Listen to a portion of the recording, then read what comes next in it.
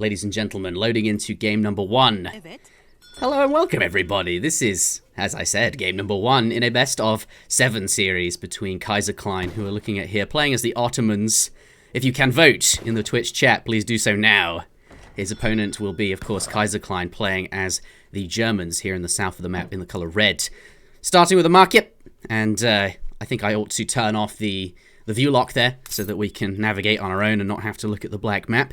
But yeah, a couple of vills on coin, one on wood, going to get that hunting dogs ASAP, and the explorer moving off into the wilderness in search for treasures, and potentially wood or coin treasures would be helpful, but I think he's got all the coin he needs now. Yeah, just topping for wood for a house. Let's take a look at his opponent.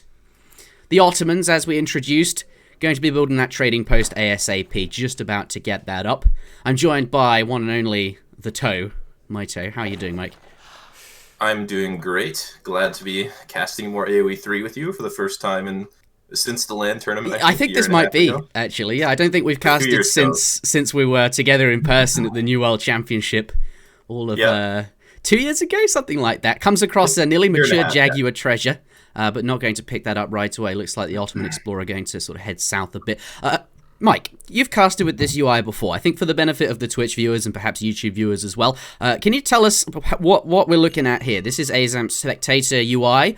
I believe he is working on something similar to what we were using on the Legacy game, but just porting it over to DE. And this is what we have so far. So an early iteration, I expect, but some numbers there. So Kaiserklein, a green 7, a purple 3, and so on. Can you tell us what that's all about?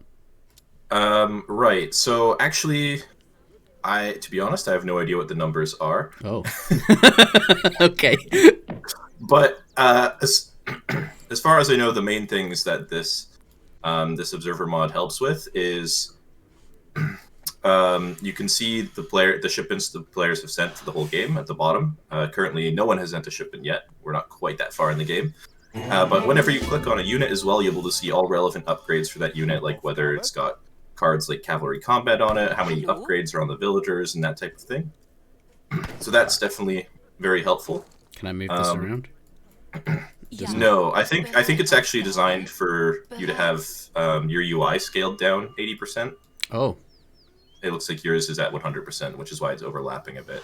I see. But yeah, it just helps us cast a little bit. Yeah, unfortunately, I don't know what the numbers mean, but they mean something. Not to worry, I'm sure. If anyone does want to use this for themselves, it is important to note that this specific mod, both players must have it installed when they play the game in order for it to work. So both players have to play with the mod installed, and then the observer or whoever watches the recorded game also has to have it installed. So all participants, viewers, and players will need the mod. Makes sense. I would like to show you the treasure history, but I don't have a treasure log, so I don't think anything super important's been picked up, though. I think there was sort of a 60 coin treasure up here, if I remember correctly, or was that wood? Either way, yeah, nothing super big. Yeah, nothing game, nothing super important, but yeah, 100 food here for the German explorer.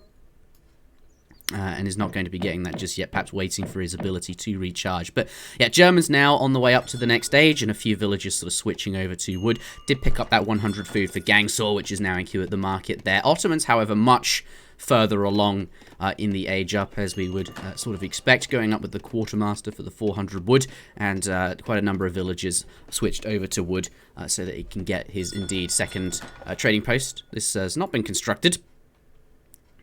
Looks like... yeah, maybe. Perhaps he's going to this one, and we'll delete the other one, or maybe it was. Yeah, I think. Oh no, there he goes. Turns around back. I think maybe he messed his shift click up. Yeah, that's. There we go. TP didn't. Yeah, clearly not super pleased about that, but that explains why we were so confused. Also worth pointing out, forward villager for Kaiserklein here on this forward copper mine. So potentially a forward barracks or something like that. 400 wood now on the floor. Looks like he did build a mosque as well, and with that wood we'll see what he elects to do. I expect a forward barracks going down on this right hand side of the map there. I really like that position near these sort of other trading posts. Let's switch on over to Hazza, or H, and see what he's up to. Yep, and looks like Hazza just doing normal stuff so far, although it looks like he's only mining the gold for steel traps and not for Ulans. So it looks like he will probably be starting with the barracks just to get some pikemen out to maybe siege down some teepees or maybe get some bows to defend against any early aggression. Looks like he might stumble across that potential forward base. Yep, spots the barracks right there, so he's going to be well aware of the potential pressure coming in here. And yeah, he'll be well ready to repel that with those bows, it looks like. Yeah, opening with 3 settler wagons and 3 settler wagons indeed, and that barracks just going down here. Let's switch on over to Kaiserklein and see how quickly it's coming in, following up with 700 coins. So this isn't, and we weren't expecting it to be at this level, and indeed he's built quite a number of trading posts, so a super fast rush was never really on the cards, but certainly able to train Janissaries from a single barracks here. Whilst building the trading posts. I wonder if he'll get a second batch out in full. A stable going down, so not. So it looks like these first 5 Janissaries will really be just, by the looks of it, not pressure the German player. They are going over to this trading post, going to clean that up. It makes a lot of sense because Ottoman investing quite a lot in the route and is going to want, all to himself. So these first 5 Jans spawning quite close to that route and able to get it. Oh, here we... Oh, no, will he get it up in time is the question. I think that really is a race against time. No, it looks... looks like he does get it. That's smart on Hazza's part, knowing that there likely is going to be an explorer building a trading post there. Just head straight to it. And gets that pickup. Well, that will prevent Kaiser from building this TP once he kills it for a little while. And he's got pikemen sieging the other TP on the left, it looks like. Yep. So he's going to be trading TPs in kind here. Let's turn the fog of war off. I don't think we need that anymore at this point in the game. Those 2 Ulans managed to pick up the Explorer now in the base, causing a little bit of harassment. Doesn't look like Kaiserklein's too phased by it. Going to leave those villagers gathering. They're all very close to the town center thanks to that immaculate herding. And a couple of hussars do pop out. Not a very big batch, just the 2 units, but it is certainly enough to scare away the units that Germany's getting for free from indeed that from his shipments there. However, his Janissaries are on this side of the map. They do just clean up this trading post here, but it does mean on the other side, the far left here, Hazza is able to take down this one. So sort of exchanging trading posts there.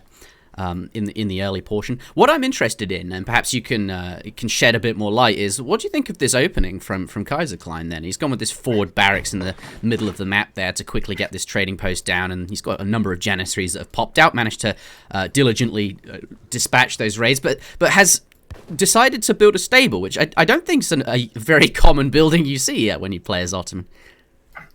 Yeah, I think he's just gone for sort of a flexible opening. The forward barracks just allows him to keep better control of the trading post line. And then he built the stable just to give him some options that'll help him defend against raids if any Ulans come into his base. And it also allows him to maybe set up for a timing and apply a bit more pressure if he wants to, which it looks like he is doing. So he will be going for, it looks like some kind of push later on here, maybe going to just wait for this 700 food shipment, get another big batch of Jans and Hussars, which are, of course, both food-heavy units. Maybe kill this last trading post and then push into Hazza's base as he's trying to go to the Fortress Age himself. Yeah, meanwhile, Hazza just running around with these pikemen, just trying to be annoying, trying to take out these trading posts and ultimately distracting these Janissaries. Managed to get them away. They're now heading towards the enemy player's base where he knows there are no military units. Perhaps he'll find some kind of house that he can siege or that's too far away from the TC is going to start this. At least will bell up the villagers.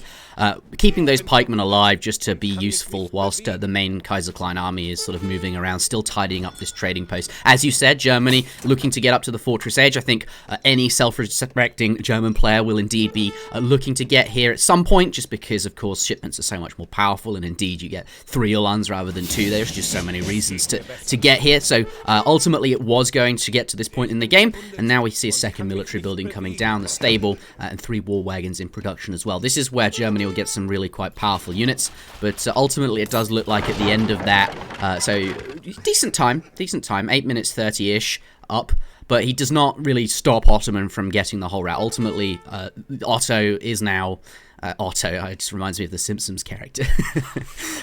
Anyway, stagecoach is up. And at least, you know, Kaiserklein only has 2 active trading posts. So these units have performed enough to really delay Kaiser getting that up and running this entire time, which is good. Yep, that's exactly what Hazza wants. The longer you can delay the stagecoach, the better it is for you against auto. And keeping that Explorer down as well. I think it was dead over here, and now it's dead over here. So really, really nicely done from Hazza. Yep, definitely staying on top of things. However, now that Hazza's H3, Kaiser's going to be pushing in here. Going to be getting at least 1 Vil, looks like. Skirmishers are out. These are going to be coming from the back to try and pick those up. This is going to be a little bit difficult to get a lot of damage done here with the War Wagons, but he's going to do what he can, just trade off some units, idle some villagers, and then maybe follow him up the fortress himself. Yeah. A couple of Minutemen coming out just in time as the Hussars land on top of the skirmishers, luring them into the closest possible moment to get that most value that they can. These Janissaries running around in melee combat on top of the War Wagons here. War Wagons are quite slow, so that's good enough, easy enough to do, except War Wagons do have that 20% melee resist, but still, Janissaries in hand combat certainly do more than from range against any kind of cavalry. So really, Kaiserklein targeting the units he needs to, and does manage to get that last War Wagon down. And his Hussars did actually kill all of the initial skirmisher shipment that I believe he sent, as well as take a look at his deck. No, so the initial 5 that he trained from his barracks there. So that skirmisher mass still managed to kill those, keeping on top of that. Let's switch on over. Pardon me. It looks like skirmisher shipment is now on the way. So when that arrives, I imagine he'll be able to push out and he'll have an adequate number of units. And some settler wagons here are able to push out and get on top of these hunts. So looking pretty good. Ottoman now up to the Fortress Age as well. Still only has 2 trading posts, so waiting for that Explorer to come back up. It won't come up so bringing that Villager over to get that up. But he's now up to the Fortress Age. He wishes his economy would be better, I expect. But can get those trading posts now. Or will Hazza be able to, now that he's up to the Fortress Age himself, stop that, I suppose is the question. Yeah, it looks like he's going to go rescue his own Explorer, and he'll construct one of these trading posts for himself. And I imagine he'll want to push pretty soon here, maybe with when his shipment comes in and stuff, as Kaiser just aged himself. There's going to be a little bit of a window here for Hazza to either just clean out some trading posts or else go for a push to sort of whittle down the army before something troublesome like this 2 Falconet shipment arrives. Looks like he's just going to be going for a raid instead, splitting off some Ulans from his main army on the minimap there. And going to be just waiting to see what Kaiser does while applying a little bit of pressure and getting some scouting done with these Ulans. Yeah. Let's see if they can bring that Explorer down again. Oh my god, it'll be the 3rd time. No, but the Explorer's going to come home. Is not going to, by the looks, he knows that his opponent has a trading post and that he has 3, therefore this has finally been built. And it looks like the German army is going to be able to take this out here, which is pretty good. So never really allowing Ottoman to get up to that maximum number of trading posts. Janissaries, quite a number of them, and 2 Falconets arriving to give those Janissaries. So now that this is a full composition, he can actually do something. And I expect we'll see veteran Janissaries coming in very, very shortly, now being researched at his barracks here. And but is not able to defend that trading post. So now actually only has, still has the 2. Switching over to Hazza. Should we take a look at their villager count? So, which one of which one of those do you suppose is villagers?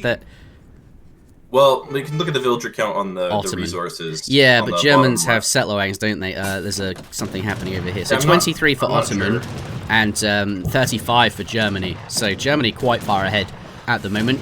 So I think all he needs to do is really clean up these trading posts and not die, and he should be okay. But the Ottoman power spike is here. He's got those 2 Falconets. He's got veteran Janissaries in. So this is really Kaiserklein's time to make something happen.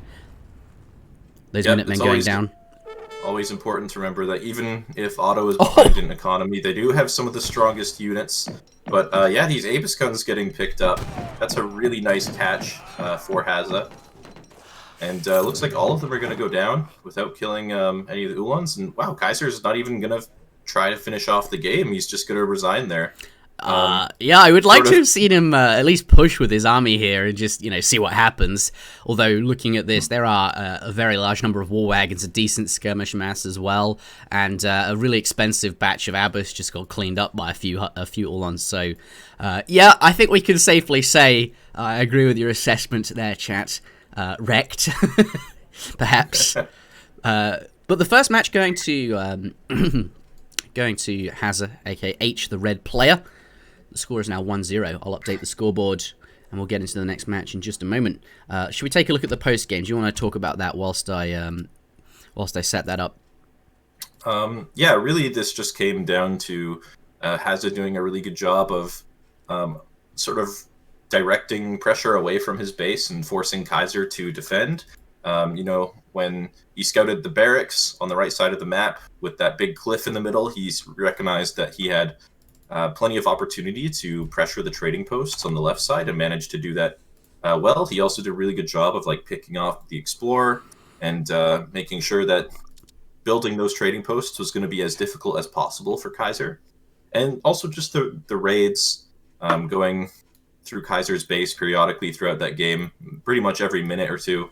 At the minimum, there was 2 Uhlans or 3 Uhlans in the base trying to pick up Vils, trying to direct units to defend rather than to pressure his base. And that's just exactly what you need to do against Ottomans, because they don't typically have the most mobile army in the game. As you can see, he had basically those Hussars he trained for the timing push, and then that was basically all the cavalry he had for this entire game.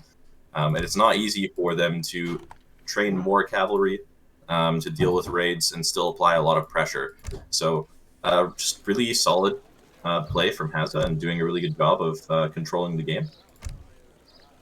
Make sure you restart the game before we start the next one. All right, just to make sure nothing lags. Makes sense. My room's heating up now. I wish I hadn't turned the central heating on because of my graphics card pumping out lots of warm air. Well done to Vividly Playing, 327,000 points. And going back to my days casting Escape, Vividly Playing, always pretty good at predicting the outcomes of matches and continuing to do that a couple of years on. So it's good to see. But we'll be getting into game number 2 round about now. I'm launching up the game again, and I'll remove the overlay once it's begun. I don't want to show how many games there are in the series, as that might spoil something. Can you still see the screen, Mike, or do I need to... No, you'll have to restart that. I see. Does that... I suppose that needs to happen every time... Yes, sir. That's not the right camera. Mike caught a very brief glimpse of me rather than the game. Okay, can you see that? Luckily for you, I didn't. Unfortunately for me, I did not. Okay, let's get into this. Load. Recorded games. I keep loading the wrong one.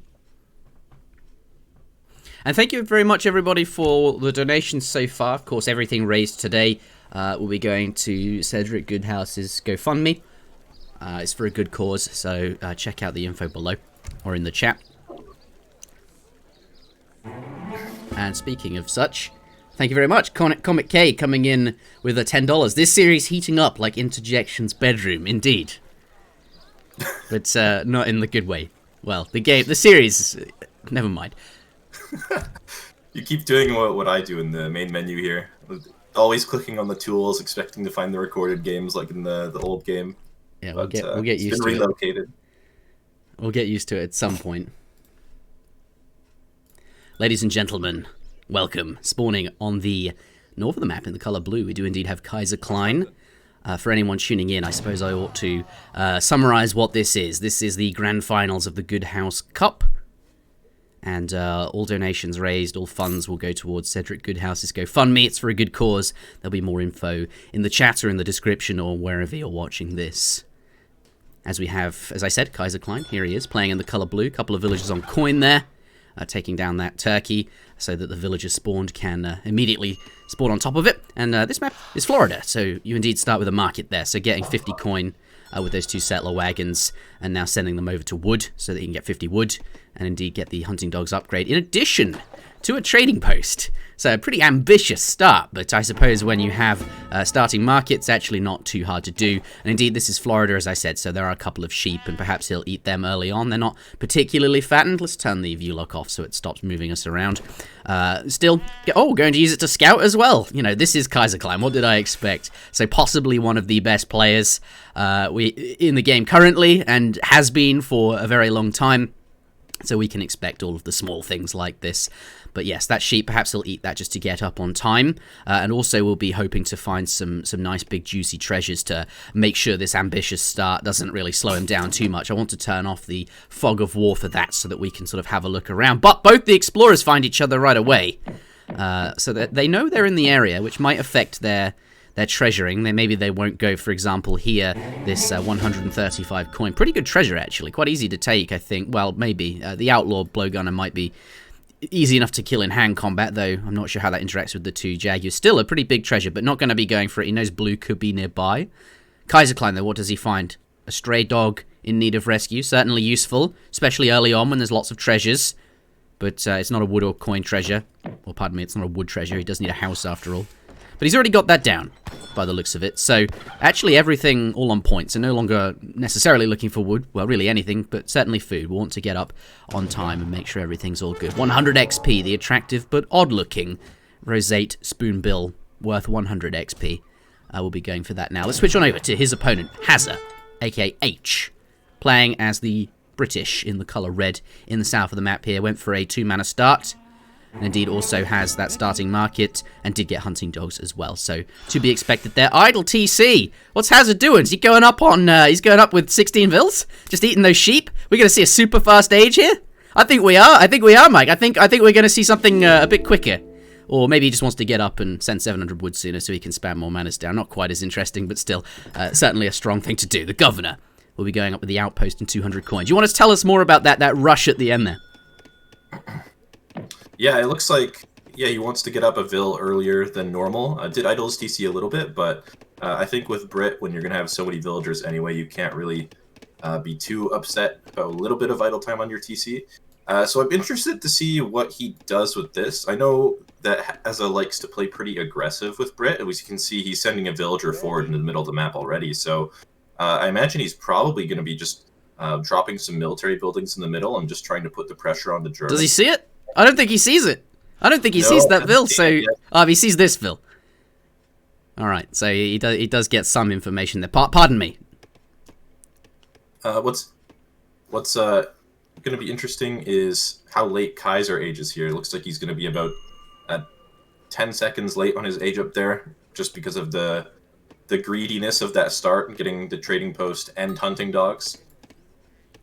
And that means that this early pressure that Hazza's going to apply is going to have a little bit of a bigger window, having cut the age time himself and Kaiser aging a little bit late. So it's something to keep in mind for sure. Native Scout going to be picked up for Kaiser, though that's going to be super helpful in sort of identifying this pressure. Yeah. Kaiser, pardon me, H, Hazza coming through his base here with the Explorer. Really nice timing for that. Of course, scouting Germany, certainly something you want to do early. See what they're up to. Lots of wood being gathered. And you don't want to be scouting them when that first shipment's arriving. So getting some intel now before those 2 Ulans arrive from that first batch. And ultimately kill the Explorer. Now going to the coast to see what's up here. Doesn't find any docks just yet. Doesn't find this sheep either. And is going to pick himself up the hummingbird nest worth 40 XP there. These sheep are dangerously close to that Explorer. But I think ultimately we'll be okay. Kaiser getting a bit of extra scouting there. Let's see what British is up to. He's now in the second age, 700 wood on the way. No forward barracks just yet, just spamming manor houses out in the center of the map here. Is going to give him lots of visibility. Here comes an outpost wagon, of course, that he aged up with. And the Blue Explorer does find that. So any forward barracks or any forward anything he's certainly going to find. And he's going to be able to start sieging that outpost ASAP, which is really, really ideal. But the Red Explorer's nearby, so is able to defend it. Really, really nice there. But no forward military building. In fact, no military building in base either. Just a fast age and building manors sort of on the sides of the map here for that line of sight. And that'll be really helpful against the German player, of course, who indeed does get those free Ulans, which are really quite good at raiding. But now, only just up to the second age here. That 3 Vil shipment just starting to come. Building is stable with that 400 wood. Has got placer mines there. We get steel traps. Just everything feeling a bit sluggish because of that start, but certainly a really nice start. Trading post and hunting dogs. Can't complain except for the age time, which is exactly, I suppose, what we are calling out. But now Ulan's finally in queue. Thankfully, though, it's not going to be too important. You said Hazza does like to play aggressive sometimes, but not going to be the case in this game. So ultimately, I think the Germans start overall really, really good. It's just so good to get those early upgrades and so on. So I think he'll be pleased with that. Nothing too aggressive from British. However, built Manners with his 700 wood. And off the tail end of that, builds the barracks in base. So does not build it first, does not build it early. Only just building it now. Pikemen in queue and 5 villagers on the way. What do you make of this, Mitoe? Yeah, it looks like the plan was really just to get as much vision as possible, just to keep his villagers nice and safe from those Ulan raids. He'll have plenty of time to react when they come in to line of sight of any of his manors. And yeah, just going to be training some pikemen to defend here. There's still some room for him to adapt into either a timing or an age up. Kind of interested to see what he does. 5 vil coming next, so not going to be a second military building coming in anytime soon. So I think what we're going to see is just him defending villagers here, and then possibly sending 700 gold to try and age. He's got the double action coming on. Two Ulans coming in from the side, which arrive first. They do get a number of hits on that Vil, but ultimately drawing the attention of the pikemen away, meaning that these Ulans on the other side of the map are able to come in unattested. However, that said, there are more pikemen. They've just been trained. So they can sort of defend against these Ulans. Doesn't find any forward villagers, although there is one. Hazza just noticing it now, bringing that in. Ultimately, Kaiserklein looking to get some villager kills. Whether he can do that remains to be seen, and looking to achieve that. Let's see how he gets on. Hazza has done a very good job of herding. A lot of deer on Florida, has done a very good job of bringing that back herd in, and another as well. So just quite a lot of deer just under his TC. Ultimately, though, good control on these Ulans. Gets a couple of hits there, not staying too long. He knows there's a lot of pikemen around, making all these Vils get belled up, so is achieving some damage. Even more Ulans being added in here. Let's switch on over to Kaiserklein and see what he's been up to. Just training tons and tons of Ulans. No age up in sight by the looks of it. 700 coin on the way, but with a second stable coming down, Mike, I think that's more likely to be used just to spam Ulans. It looks unrelenting. He's just looking to spam these cavalry and perhaps just try and raid and perhaps reach some sort of critical mass of Ulan. Do you think he has intentions of aging soon? This looks... this is not how Germany deletes that stable, actually. Going to go with the barracks. What do you think of all this?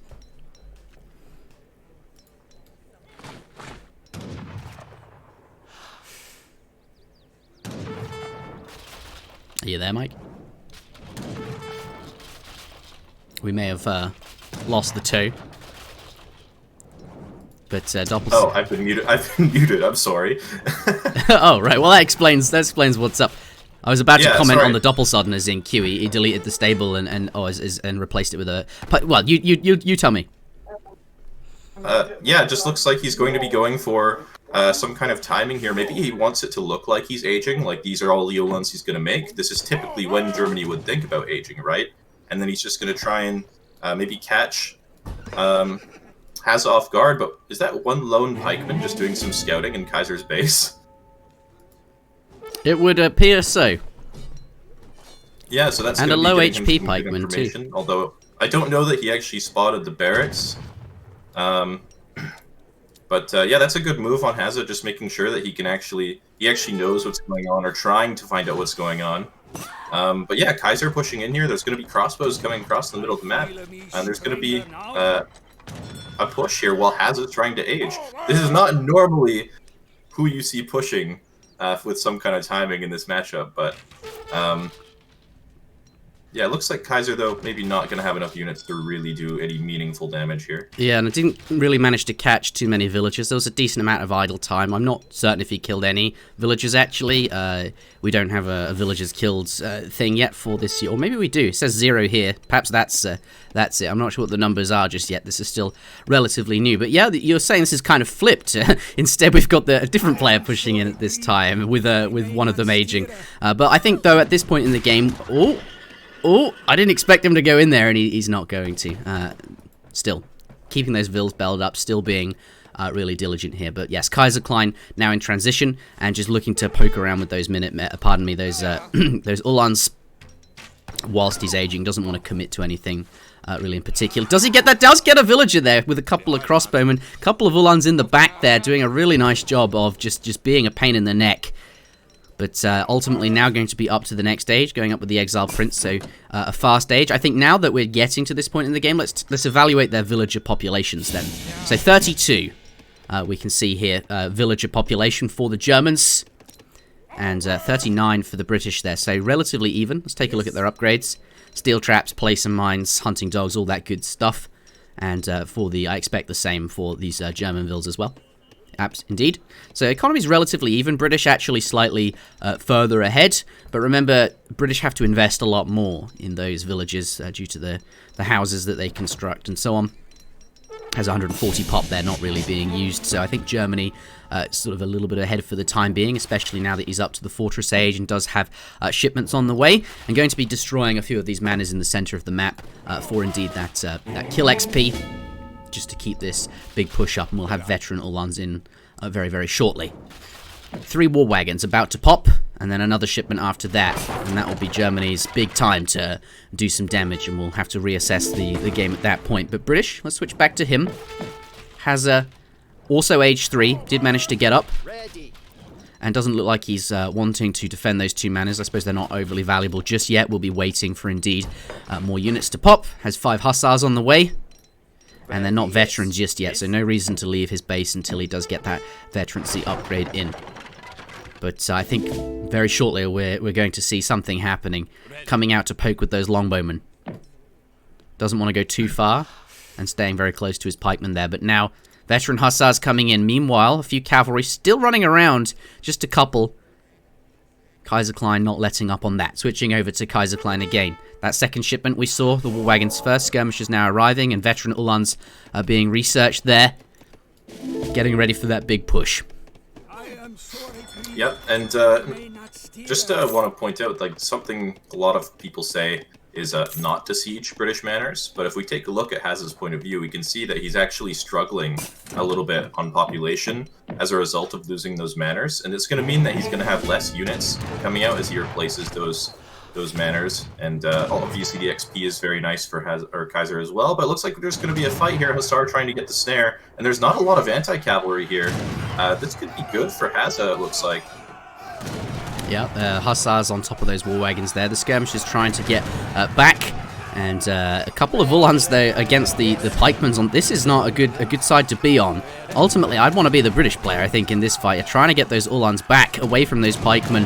The Hussars, though, are trying to catch the snare, trying to use up these skirmishers. He's got to focus down those muskets, those pikemen, so that these Ulans can finally be useful. But really, that Ulan mass has dwindled away, and now these longbowmen in the back can just sit here firing off uncontested. So that's really, really good for Hazza. I think ultimately, really nice fight for him. Let's switch back to Kaiserklein and see what's coming. 4 Ulans, that's what he needs. Though only 4, there's not going to be enough to really contest the longbowman, but certainly Hazza doesn't want to stick around too long. He's only got 4 hussars left, and a big longbowman mass here would be vulnerable to a pop of, say, 9 Ulans, which is what's coming, plus these 4 there. So, whilst it was a really good fight, I think he wants to get out whilst he's ahead, mass some more anti-cavalry, and just really consolidate that extra, like, that lead, I suppose.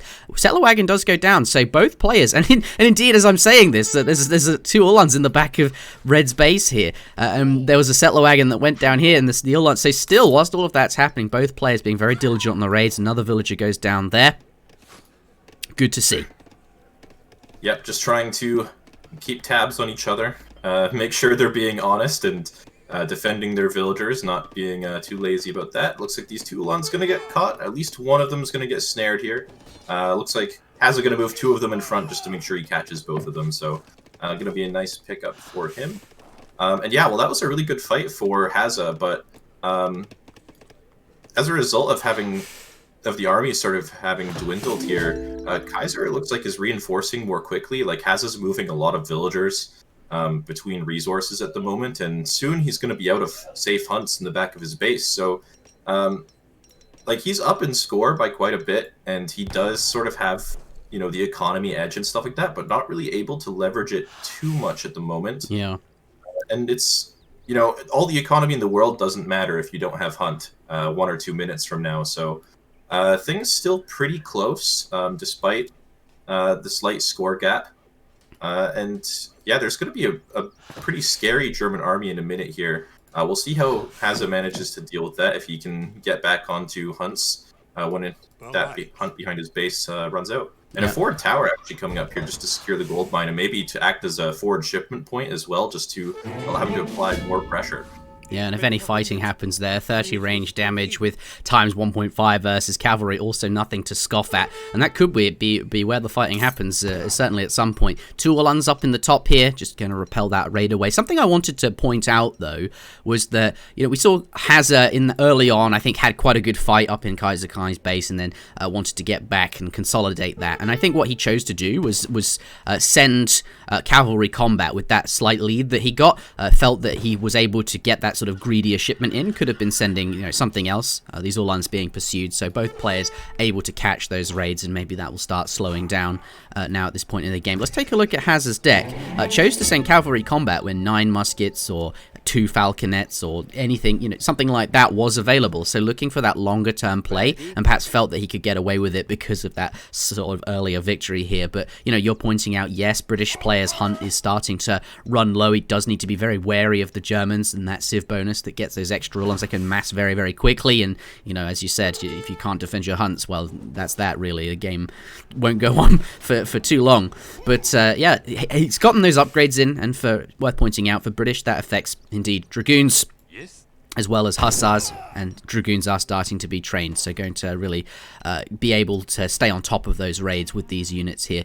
What's he up to? Moving up to the top, sees a mine, not pushing in just yet, getting yeomen in, so another upgrade for units, and not getting unit shipments here. And I think, when you have a certain mass of units, obviously it's better to send those shipments, but cavalry combat, I think, was debatable, so certainly looking for that longer game here. Let's switch back to Kaiserklein. Because of those upgrades, if he's checked, if he's been diligent, if he's clicked on those units, he'll know that's in, and we'll need to make something happen in order to stop Hazza really running away with the game. Has got an absolutely enormous army, so should very well be able to do something. That's a lot of Uhlans. We see, well, that's 10 villages. We see 28 cavalry there, as well as 23 skirmishers and a few war wagons in the back. Skirmishers coming forward. Remember, the longbowmen do have more range now because of yeomen, so he's able to choose his positioning in the trees. This is he's able to just set up any skirmishers, can't really poke anymore. This outpost could well be quite useful, as we pointed out earlier. But I think let's take a look at the villages. So 37 for the Germans, 58, and those upgrades in for British. Germany really needs to do something soon.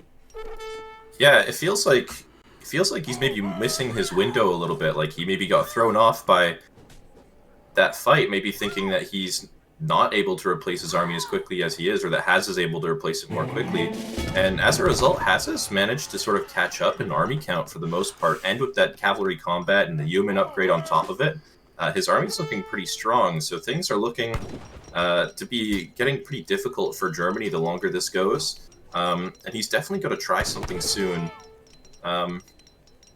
Question is, I don't know if he knows exactly where all of the hunts are. He's been pressuring this right side of the map where the hunts are with his raids a little bit, but hasn't really found any villagers, as Hazza's sort of moved to the left side of the map here near his army. And I don't know if Hazza or if Kaiser's really scouted the whole map there, but looks like he knows that Hazza's army is sticking around here, which means the economy's got to be nearby as well. But yeah, just biding his time. We'll see when he chooses to go. Maybe just waiting for his own upgrades to come in before he chooses to commit to anything at this point. Yeah, cavalry combat just coming in for Germany as well. All he's got left are those merc shipments and crates, so I'm sure we'll see them start coming. But perhaps this is it now, looking to come in with these skirmishers. Not great to poke at longbowmen. Big cavalry mass. Lots of dragoons and hussars here. Let's switch over to Hazza. Has a couple of falconets coming from his home city, as well as cavalry cuirass. So by the looks of it, getting an arsenal down as well, and cavalry hit points coming in. This is a good time for Germany to push in here before those upgrades are in.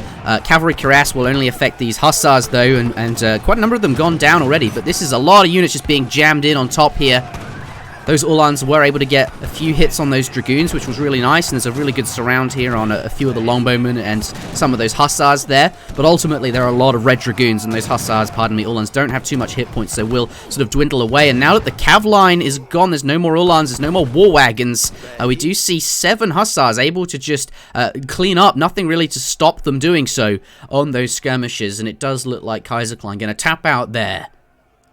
And the victory will go to British. I think he did have a window to push in, where Hazza was, I think maybe after losing that battle early on, got knocked back a little bit off his feet and wasn't really able to recover. And I think Hazza made some good choices there with cavalry combat early. And whilst he did do lots of raiding, the red player, pardon me, the blue player, ultimately didn't get too many villages. And Hazza, in the end, does take that. And 134,700 points going to Max. I can't see. I'll click the see details button.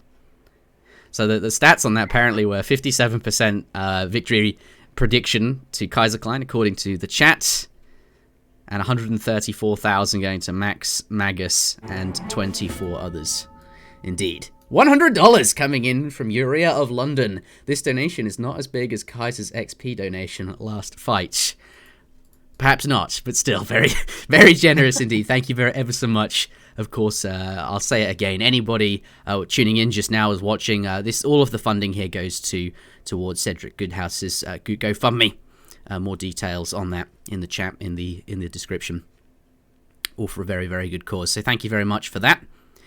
Michael, hi, Mitoe, what do you think of this game? I just wanted to talk a little bit about, like, Hazza's choice of unit composition, because I feel like a lot of people would have just stuck with like a musket-based comp, or like training a lot of muskets this game, whereas Hazza went a lot like very cavalry heavy with a lot of longbows behind it, and I think that's really smart because like Uhlans, they do a lot of damage, right? But against like tanky units where they kind of struggle a little bit when they can't kill that unit right away, you could really see their low hit points sort of really be a downside there. So like making a lot of Huss with a lot of longbows in the back to just like pick off war wagons super easily, like longbows do amazing against ranged cavalry, was just a really smart composition for him. And you saw like he was really successful in both fights this game. So well played by him overall. And he just did a good job of setting up vision on the map so you couldn't get caught off guard by raids, and slows down Kaiser's push as well. When he knows that his army's being spotted, maybe he'll be a bit more wary about pushing in and doing the damage he needs to do. And yeah, really just really clean, solid play from Hazza overall. Yeah, really nice game. And $20 coming in there at the final hour from TP Reeve. Thank you very much. Let's head on out into the next game. I'm going to flick over the overlay so you don't see how many games there are in the series, because I will indeed give away that information if you were to look. So I've banned it. Prediction started. All right. So if you're hearing me, prediction started. Win chat. I think it started 2 minutes ago. I'm not sure if there's a 2-minute delay actually. No, there won't be because we're not live, so there will be no delay. Indeed, the prediction has started. Who will win game 3? Restart your game. Oh yeah, restart my game. I'll do that. Don't want any slow wrecks today. You know what? I'm going to turn the central heating off as well because this is pretty warm in here. That sounds fair enough. Yeah, I'll get the game started up and then we can do that. Sounds good. Yeah, so I'll tell you guys the matchup so that you can. Oh, there's not much time. Predict game 3. Oh, I don't think I'm going to tell you the matchup. Yeah, I don't think there's time for that. We'll see. It's ticking down quickly. Predict with channel points. Can I predict? I don't think I can because I'm a moderator. All right, it's about half the time left. I'm trying to tell you the matchup, so it's a race against time. Right, let's see if I can get in. Right, I'll tell you who's playing. Yeah, don't hang on if you're listening. Okay, it's Kaiserklein playing as Dutch, and it is Hazza playing as Japan on Pampas Sierras. So I'll say that again. Kaiserklein is playing the Dutch. No, he's not. Pardon me. I think I've ruined lots of points, but that's what you get for listening to Interjection. Is actually Kaiserklein playing as the Russians. Pardon me. How embarrassing. Those flags similar looking flag. Yeah, they got the same color scheme. They are quite different flags, though. Kaiserklein playing as the Russians versus Hazza playing as Japan on Pampas Sierras. Rigged. Yeah, rigged. Oh dear, I wonder how many points how many points just got betted on that. Alright, well, I do apologize. I'm gonna go turn off the central heating and we'll get in. Well, that's unfortunate. This is an interesting matchup, though. Well, Interjection's gone. I'll talk a little bit about it. Just because we saw Kaiser play this matchup last week on this map as well against Samwise, and he played really, really well. So this is a matchup he's definitely super experienced in. It's a matchup that traditionally has been Russia favored. But recently, and I know specifically Hazza has been saying that he thinks Japan actually wins this matchup now. So both players probably feeling pretty good about the matchup in this third game. And we'll see if Hazza has some kind of sneaky build up his sleeve or something like that. Like maybe he's got something that he believes just crushes Russia. But we'll have to see. It is, of course, something Kaiser's very comfortable with. He'll know exactly what to do. And we'll see if Japan can, or if Hazza can prove that the matchup's changed. All right. Stand by, everybody. We're about to start. I'm going to stop my recording, and I'm going to start it again so that I have two recordings, and it starts at the start of the second game, which makes sense to me. All right, let's start that. Ladies and gentlemen, welcome to game number 2 in this best of 7 series. T-Rex coming in with the $20 interjection with the false information insider trading. RIP. Let's get this game started. Spawning in the north of the map in the color red, we do indeed have the Japanese player. Both those explorers and indeed the cherry orchard wagon going to be. Let's turn off the view lock. Over to the left-hand side of the map in search of the llamas. Oh, I haven't said that in a while. Pampas Sierras holds a special place in my heart. It was in the New World Championship map pool and is one of my favorites, even if there's not a super duper large number of civs that can be played on it, perhaps more than Tar Desert for those of you that remember the New World Champ. I need to upload that to my channel, man. I think that's coming your way if you're watching that on YouTube. It's been long enough, I think, and Escape doesn't really exist anymore. But yes, insider trading, because in the south of the map, in the color blue, we do indeed have Kaiserklein playing as not the Dutch. Indeed, playing as the Russians. How embarrassing. A similar color scheme, but very different flags. 6 villagers in queue. 2 batches, that is. Leaves 100 wood on the floor. Doesn't need that right now. But only the 1 explorer, so not going to be able to pick up quite as many llamas. There is no count like in the previous UI. As I'm still working on a new version for the definitive edition. But indeed, we see 1 llama there, 2 llamas, 3 at home. And we'll take a look at the red player as well. I think it's interesting, particularly for Japan, who indeed, yeah, look at that, building the shrine in base, not near any hunts, which is rather unusual, but knows he'll have some llamas coming home. 2, is this no, that's a shrine. There's no llamas there. 3, 4, and that's a cherry orchard. So actually not too bad. 3 to 4, and given Japan has 3 starting units, if you include the cherry rickshaw, I think that's really quite good, Mitoe. Yeah, I think that's pretty good. It's also worth noting that Hazza's not going for a consulate this game. No, it's not. Overlay is not up. Screw you, Bram. You bastard. $3 well spent. Well, continue. He's tricked you. Yeah, Hazza actually didn't go for a consulate this game, which is sort of, I would say, the normal thing to do as Japan at the moment. Ooh, gonna be stealing that treasure. Gotta be feeling pretty good about that. And so normally, like, building the consulate means you are gonna age more quickly, or around the same time, rather, as if you built 2 shrines like this. But you are gonna have the export left over for if you want to go with the Japanese consulate for extra units. Which I think is what he's going to do here, which is going to mean he's going to have a couple of extra clubmen to help defend the early pressure that Russia is going to be putting on. Can you just a little bit? Sorry. Can you recap that? I was reading the chat. So 2 settlers coming in, And no I was just saying that, yeah, he went for no consulate, and that's basically going to allow him to have extra export available when he hits age 2 to go with the Japanese consulate, I see. which So, will allow him to have more units out to sort of defend the early pressure that Russia's going to put on. yeah, makes sense. Perhaps that's, Russia, of course, early pressure, makes a lot of sense to do that. And, of course, sending 2 villages as well, which is, well, not as good as 3 villages, but certainly, if you don't want to go greedy kami, is an option.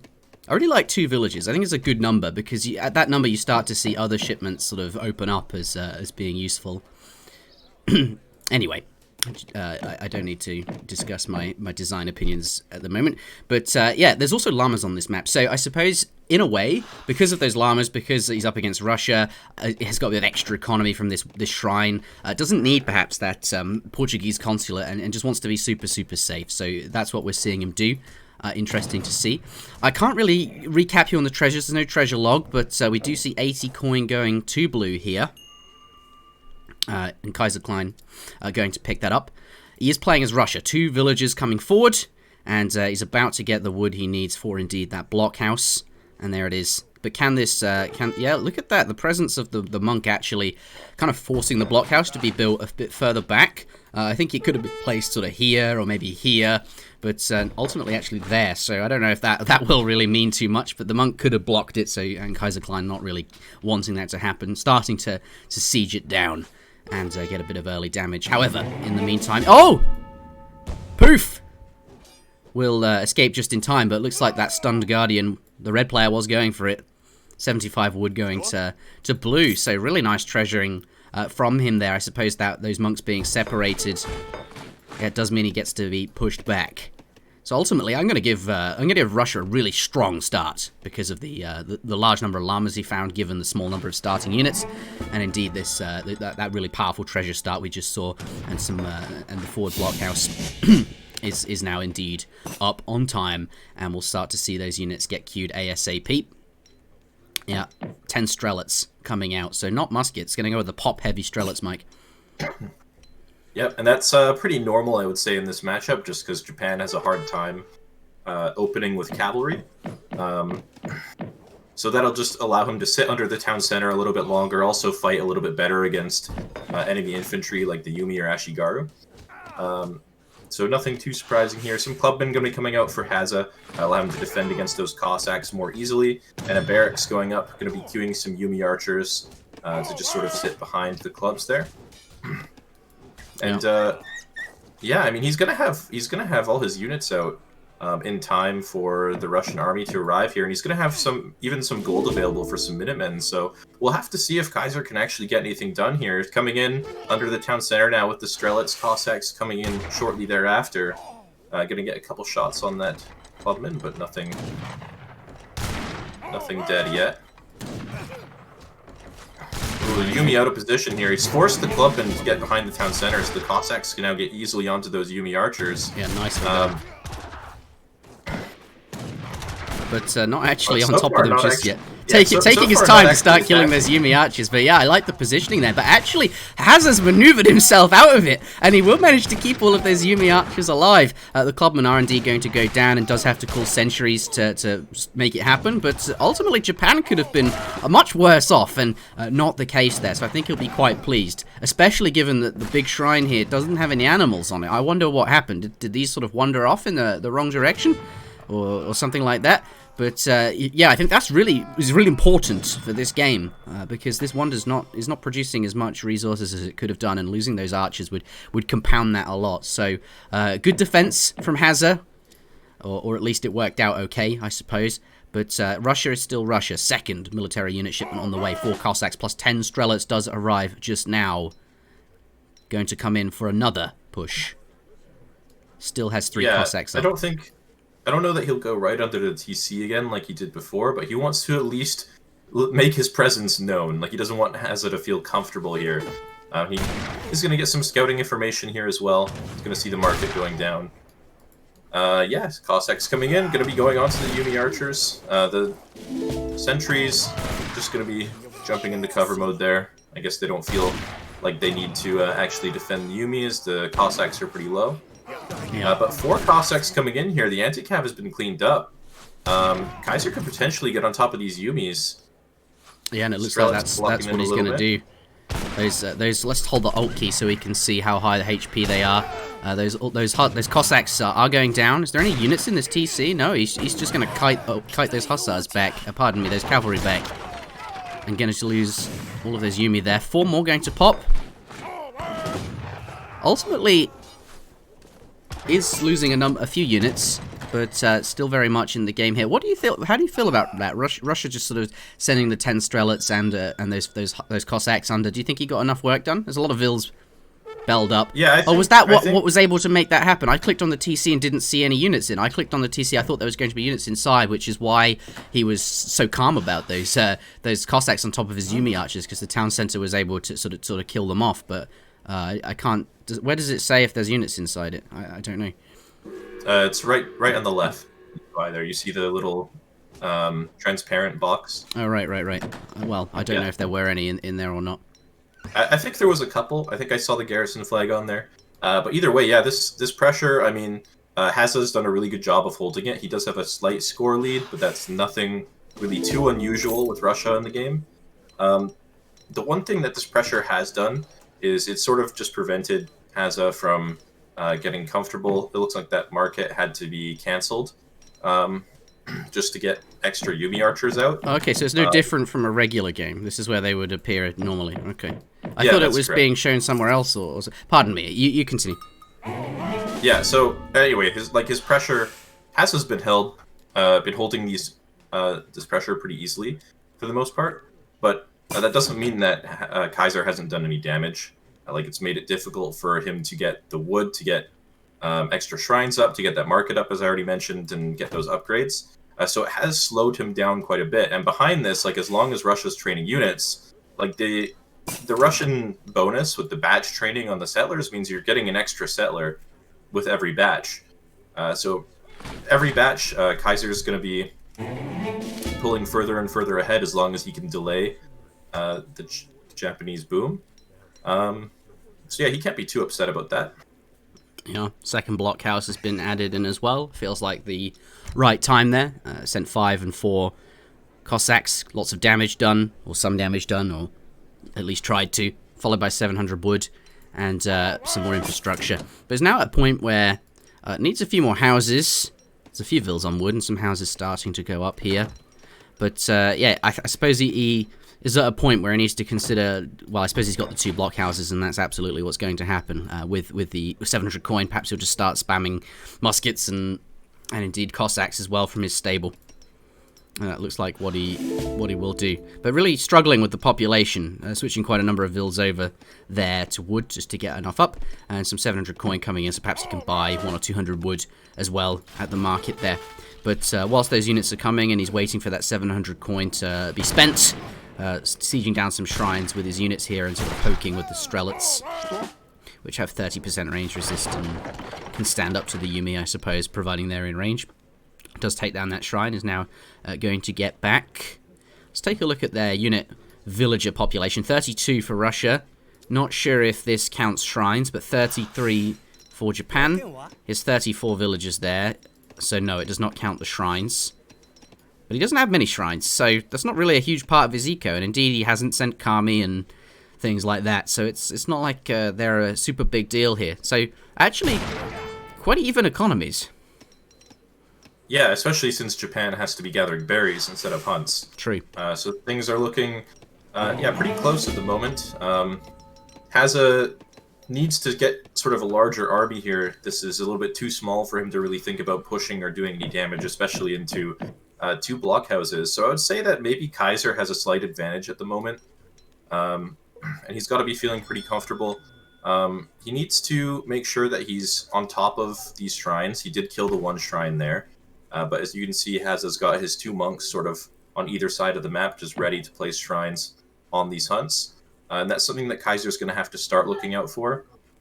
He did scout sort of the Japanese consulate earlier. I'm sure he clicked on a shrine and checked if Heavenly Kami was sent. So he knows that a full-on shrine spam is not going to be something that's really feasible. But he will have to start sending units out there to check, make sure that he's not letting it get out of control. Daimyo Mochitada has joined the battlefield. Maybe this is a good time for Japan. I wonder if he'll be interested in pushing out. I'm not sure that... Well, I'm not sure that's the right thing to do. Kaiserklein, though, Boyars has just come in. So those Strelets and those Cossacks, this is a good time to push. And that Daimyo, yeah, comfortably in the back there, doesn't really want to be losing that. It's providing extra stats. Yeah, but the Boyars is in now. It's a really good upgrade. So the Russian army is pretty strong, and he's got a lot of units here. Musketeers going to be joining Cossacks there against the Nagi. They're going to pull back slightly, just into this choke point, make it a little bit harder for the Cossacks to get a full surround. Reposition onto the Strelets here. Overall, looking pretty even so far. Russia's probably going to pull out a slight advantage at the end of this fight, it looks like. Or maybe not. It's pretty close. Yeah, although the musket count's starting to dwindle, and once that disappears, those Nagi are going to be really good on the back line of the Strelets. Though there are a number of Cossacks which do trade really, really well against the Nagi as well. And the Strelets, well, they're not super powerful units, so there's not too much, I guess, invested there. But ultimately, both players are going to disengage at that point, and it looks like if we switch over to more muskets, more Strelets in queue there, more shrines still going down. So what's been going on in the back, just I suppose reinforcing unit batches. Russia 700 coin here. I wonder if he can spend that down. If he gets them into units, that would be really, really helpful. Hazza, okay, at this point in the game, by the looks of it, yeah, needing to send the cherry orchards. So we'll have to take a moment to slow down and send those. Has he sent it? I don't think he's had the time, but has he sent any other upgrades aside from the Daimyo? No, just the Daimyo. What do you think of that? Isn't it only 10% attack? And these are 15%. Oh, that's 10% all unit, though, I guess. And is a big unit. It affects your... Yeah, affects your Nagi as well, and your Yumis and Ashis get equally affected. And Yumi 20%. Okay, so if you have a big mass of Yumi, that's probably better. But yeah, this is affecting every unit, and if it comes down to it, you have a big chunky 750 HP. I think it's got that big chunky unit anyway. And he can train units himself as well. So a barracks. Daimyo's a pretty good card overall. Yeah, don't lose it. But yeah, I mean, Hazza got the better end of that fight in his base there. He had some really good micro with the Nagi, always making sure he was pulling back at just the right moment when the Musketeers are going into melee mode. But despite that, like, I don't think he's really gotten an advantage in this game. He's going to try pushing the blockhouses now, but there's a lot of infantry behind this, and it's not going to be super easy for him to get anything done. I mean, he knows that he can't really afford to just sit back and do nothing at this point. Like, he's sort of been forced to not send upgrades for the time being. And Kaiser is starting to control those shrines. So we saw him sieging a couple of them on the right side with his Cossacks and Musketeers. So things are looking pretty good for Russia at this point. Japan is sort of struggling to keep up in the mass, and its economy's not really pulled super far ahead, only in the 130 shrine pop. I don't know if the Hunts are on his wonder yet. But yeah, things are looking good for Kaiser so far. Ashigaru attack coming in. I believe he's also got... Oh, so he cancelled Yumi attack and sent Ashi attack instead by the looks of it. But did have it in queue at some point. That Daimyo's still looking pretty healthy. Let's take a look at the village account. 43. And on 130 shrine population there. Russia really starting to get a lot of units. In fact, look at that. 18 Cossacks, 25 muskets, 30 Strelets, more Cossacks entering the fight there. But on 47 villager population, so only 5 ahead. Only 5 ahead. I suppose the shrines kind of do make up for that on Japan. And there is that trickle to think about that Russia has as well. But I'd say, actually, economically speaking, they're very, very even. So it comes down to what scaling can we see going forward. We should also point out again, like you said, that the berries are not quite as good as Hunts. In fact, they're much worse. So with that in mind, Russia probably is ahead. But Japan has a very defendable economy. Hard to raid because of that. And he's got Yumi attack and he's already sent Ashigaru attack. Whereas Kaiserklein, just Boyars. I suppose that's that kind of makes up for both of those things. Speaking of raids, looks like Cass has actually split off some Nagi in the bottom just to try and harass. Actually, some villagers going to take out both of these Nagi with no problems, it seems. One Vil does go down, so, I mean, trading 2 low HP Nagi for 1 Vil's probably not that bad. Age up. Ooh, yeah, he is going to be aging. So I did wonder. That's why I was sort of like looking between the two players at their villager counts and their unit counts and their scaling. You know what cards they had. I was just trying to figure out where the game goes from here. But by the looks of it, Kaiserklein has decided that aging up, he's going out with the Exile Prince, is the right thing to do. And if he can get up and get those units upgraded, that's going to be really, really good. And has the 2 blockhouses, so is in a good position just to sit nearby these. Well, that's a big range ring. I don't actually think it has that much range. I think that's his line of sight. That seems to be wrong. Either way, though, is going to go up to the next stage. That seems to be what he wants to do, whereas Japan still is going to stay in the commerce age and is training lots of units here. Now sending Team Chinindo, so a bit of an economic boost. But what do you think of Kaiserklein's decision, then? Now up to the fortress age. Yeah, I think it's really good, actually, because he can't really push under this Japanese town center without risking a really poor fight with the reinforcements coming and stuff like that, and just the strength of the Japanese units. Aging up is going to allow him to get the Falconets, which he's sending at the moment. Will just sort of allow him to sort of slow push and force Hazza to start the fight rather than Kaiser himself. And yeah, those upgrades on an army this size are going to be really, really helpful. And it's going to give him a big window here because Hazza's been investing a lot into army and, you know, trying to push these blockhouses. And it's going to be hard for him to age up himself. He's dropped the Wonder now, it looks like, in the back of his base there. Probably going to be the Golden Pavilion. And so he is going to be able to follow Kaiser up here, but it's going to be pretty slow. And I don't know that he has the time to really get up before he takes sort of lethal damage to this veteran Russian army with the 2 Falcons behind it. Yeah, did choose to put 8 Vils on there, all 8, so that he can get up ASAP. But a blockhouse there actually, so can garrison, can get away from it. I thought for a moment he was unsafe.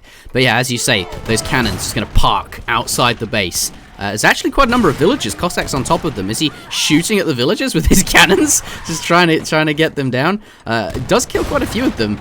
Not too many get inside that town center, I think. But now, yeah, he's just going to start the fight. He's starting to really batter down that barracks. One of them goes down. Thankfully, no units in queue. He's actually training at his stables, but still going to have to replace that in the back of his base that we can see there. And Japan, he's been caught at a bad moment, perhaps even with his pants down, I think is how we used to describe this. It's not ideal. He's aging. He hasn't got those upgrades in. He doesn't really want to be fighting yet. He could have been training units, but hasn't because he chose to age. This is really, really nice for Kaiser. He's just shown up at the right time and starting to do lots of damage. Japan, however, trying to take down these cannons with his town center. So it does have units garrisoned. Ah, yes, 12 in here. Starting to try and kill that Falconet. And if he can get one of them down, I think then once one of them's down, maybe that's the moment to go in.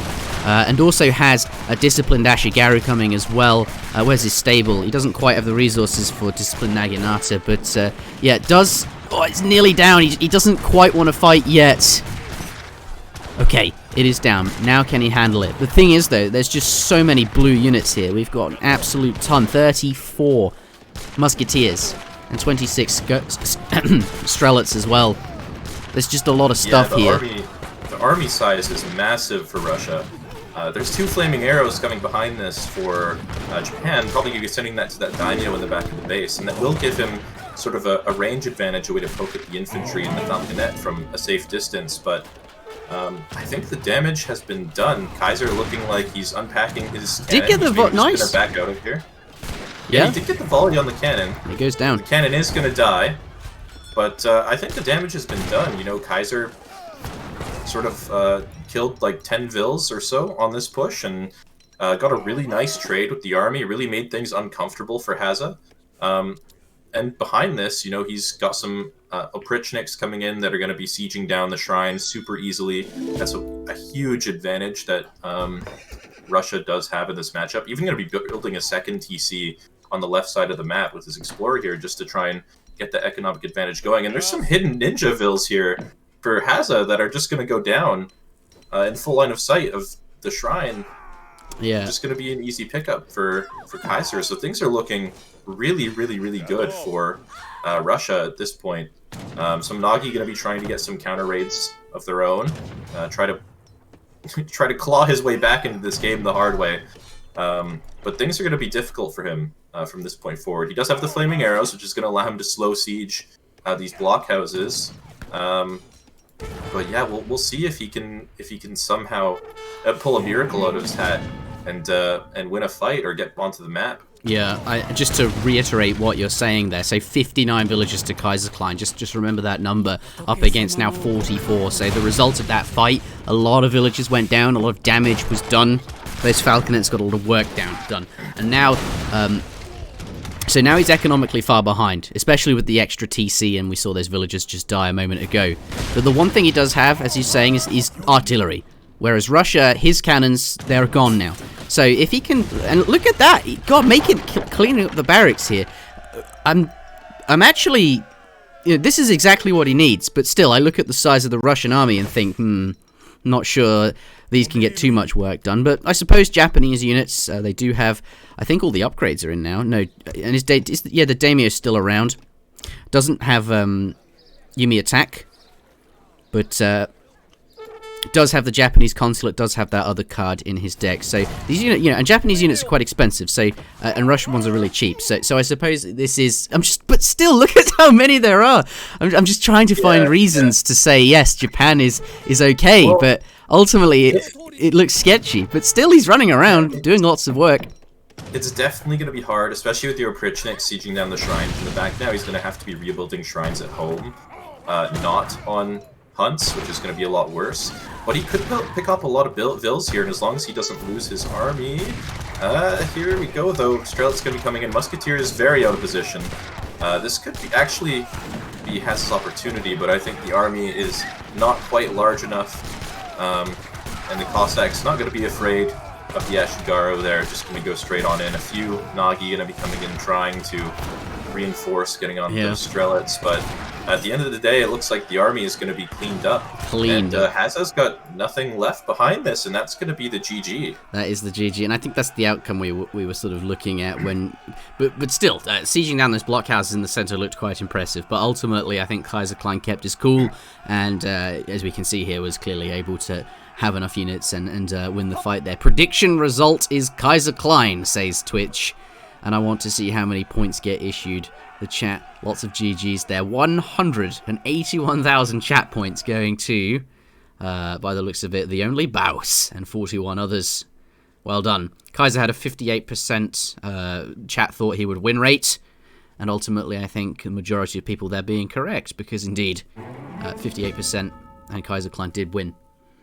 $15 coming in from Comic Game. Buff JPN, please.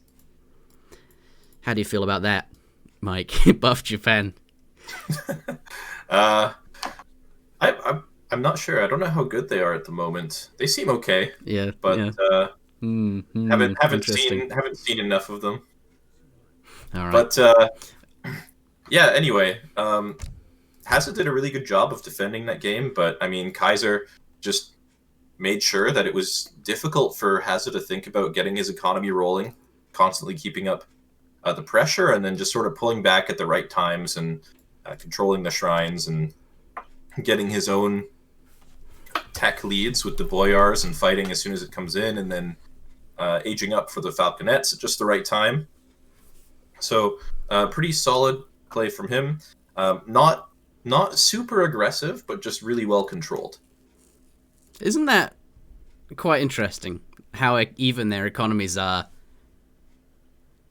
despite, I suppose, Japan gathering from berries and so on. Even at the end when Russia had a huge villager lead, Japan was still apparently ahead.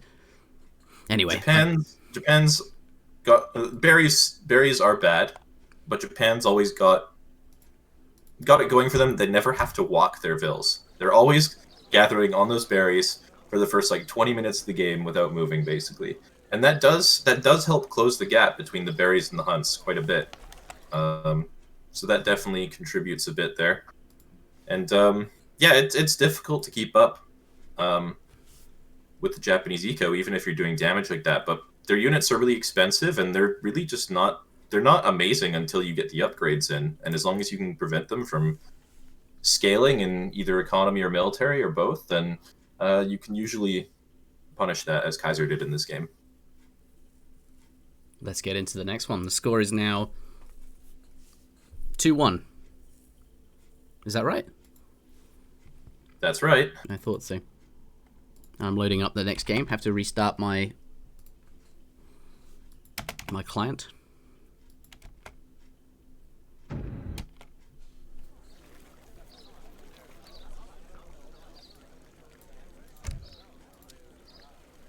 All right. Looks like predictions have started. Who will win game 4? If you're hearing me say this, you can vote in the chat now. Get your votes in. I will indeed tell the matchup, but as you've probably learned, I get the flags wrong apparently. Well, I won't do it this time. I'll be absolutely certain. So if you're looking to bet, I do apologize. Let's see Sorry, who. chat. I would help you out, chat, but I can't see his screen at the moment, so he could lie to you still. I could indeed. Looks like we'll be playing on Manchuria because oh my word. Anyway, the matchup is by the looks of it, Kaiserklein playing as the Spanish. So Kaiserklein playing as the Spanish versus Hazza, aka H, playing as the Indians on Manchuria. I'll say that again. Kaiserklein playing as the Spanish, Hazza as the Indians on Manchuria. And I will now get this game underway, I suppose. I'm going to end my recording and then start it back up again. Make sure you start the screen share for me. Yeah, I'll fire you up. Don't worry, buddy. I got you covered. Here is here's the game, Mike. Can you see? Currently loading. Yeah, I can see now. Good-o. Storm Interjection Central Heating Room. Yes, T-Rec. Don't worry about me. The heating has gone off now. It is currently 20.9 degrees Celsius in my room, according to the temperature clock thingy I bought. Oh, 21! It just ticked over.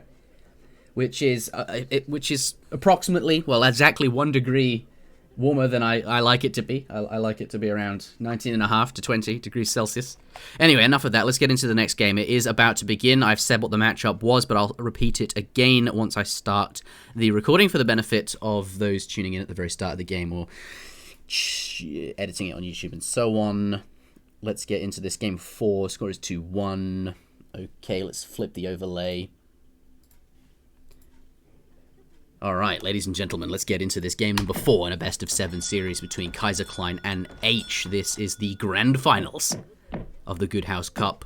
All donations going to Cedric Goodhouse's GoFundMe. More information in the description or in the chat. It's for a very good cause.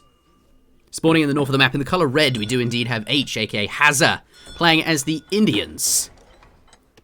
Villagers going onto wood, no surprises there, he's the Indians after all. Let's turn off the view lock and take a look around the map. Those Indian monks, rather, staying quite near, which makes sense to do so that any treasures... Oh, 1 each. Huh. But does stay long enough, the dog not... So it does get both of them in the end. But it looks like now those monks will have to break up. Often we see these monks wanting to stay kind of close, but far away enough so that they can both make the optimal use of their line of sight. But in this case, looking to get those monks, yaks back to his base ASAP, given that the war dog was nearby. Oh dear, this is not what you want. Especially when your monks are apart. The Spanish explorer there, managing to steal the yak by the looks of it, and has caught the snare on the elephant here. This guy called another fat monk, apparently. I didn't realize you could rename those. Interesting.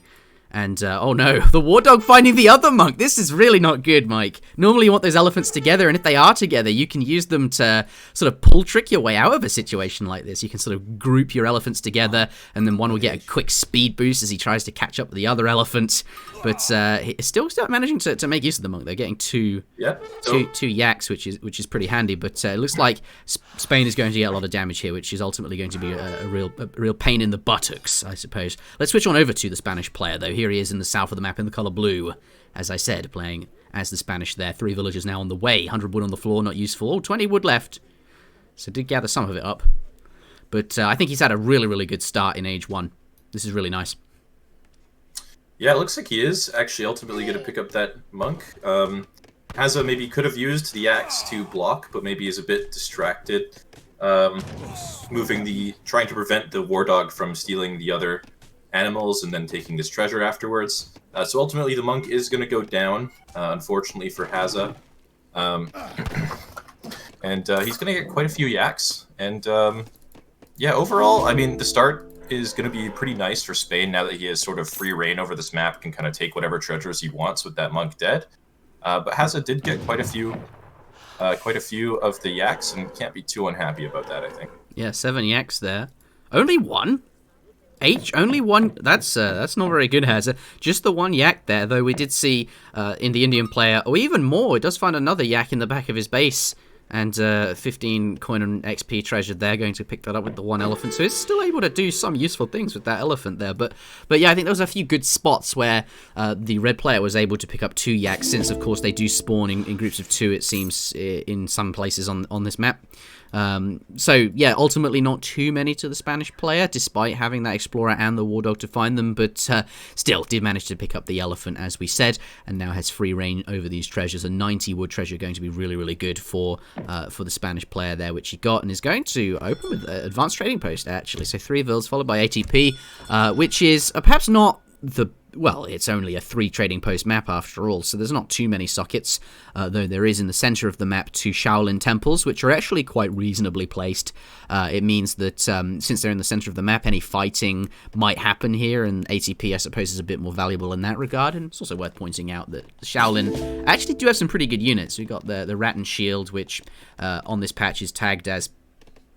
not tagged as Abstract Coyote Man, so actually that unit is really good against Dragoons, because they don't counter it, and Skirmishers, well, I suppose, anyway, missing that tag there. And also there's some decent upgrades in here. We got some Wood Gathering, and Rattan Shields inflict much more damage, which is also part of what makes them quite powerful. So perhaps that will come in useful later on. But I think the important thing, really, the point to really take home from ATP is that it's going to be able to get these 3 trading posts up very quickly, and that's what matters, really, at the beginning of the game here. What do you think of ATP on a 3 TP map? Yeah, I mean, there's not a lot of TPs, but it's still going to make it easier to get the TPs, and it of course does give them some damage. So if some Sepoy try to siege them or something like that, you know, it's not going to be for free, and then it's sort of easy to replace them if they do die and stuff like that. So a lot of the real value from ATP really comes from that 25 damage, because killing a TP basically every time is going to mean you're losing about 1 unit, sort of depending on the size of your army, but especially in the early game, and that sort of makes it pay for itself. Yeah, it makes it very hard to kill them, plus the other bonuses I mentioned, but certainly early on, absolutely, defend them more easily from the Sepoy.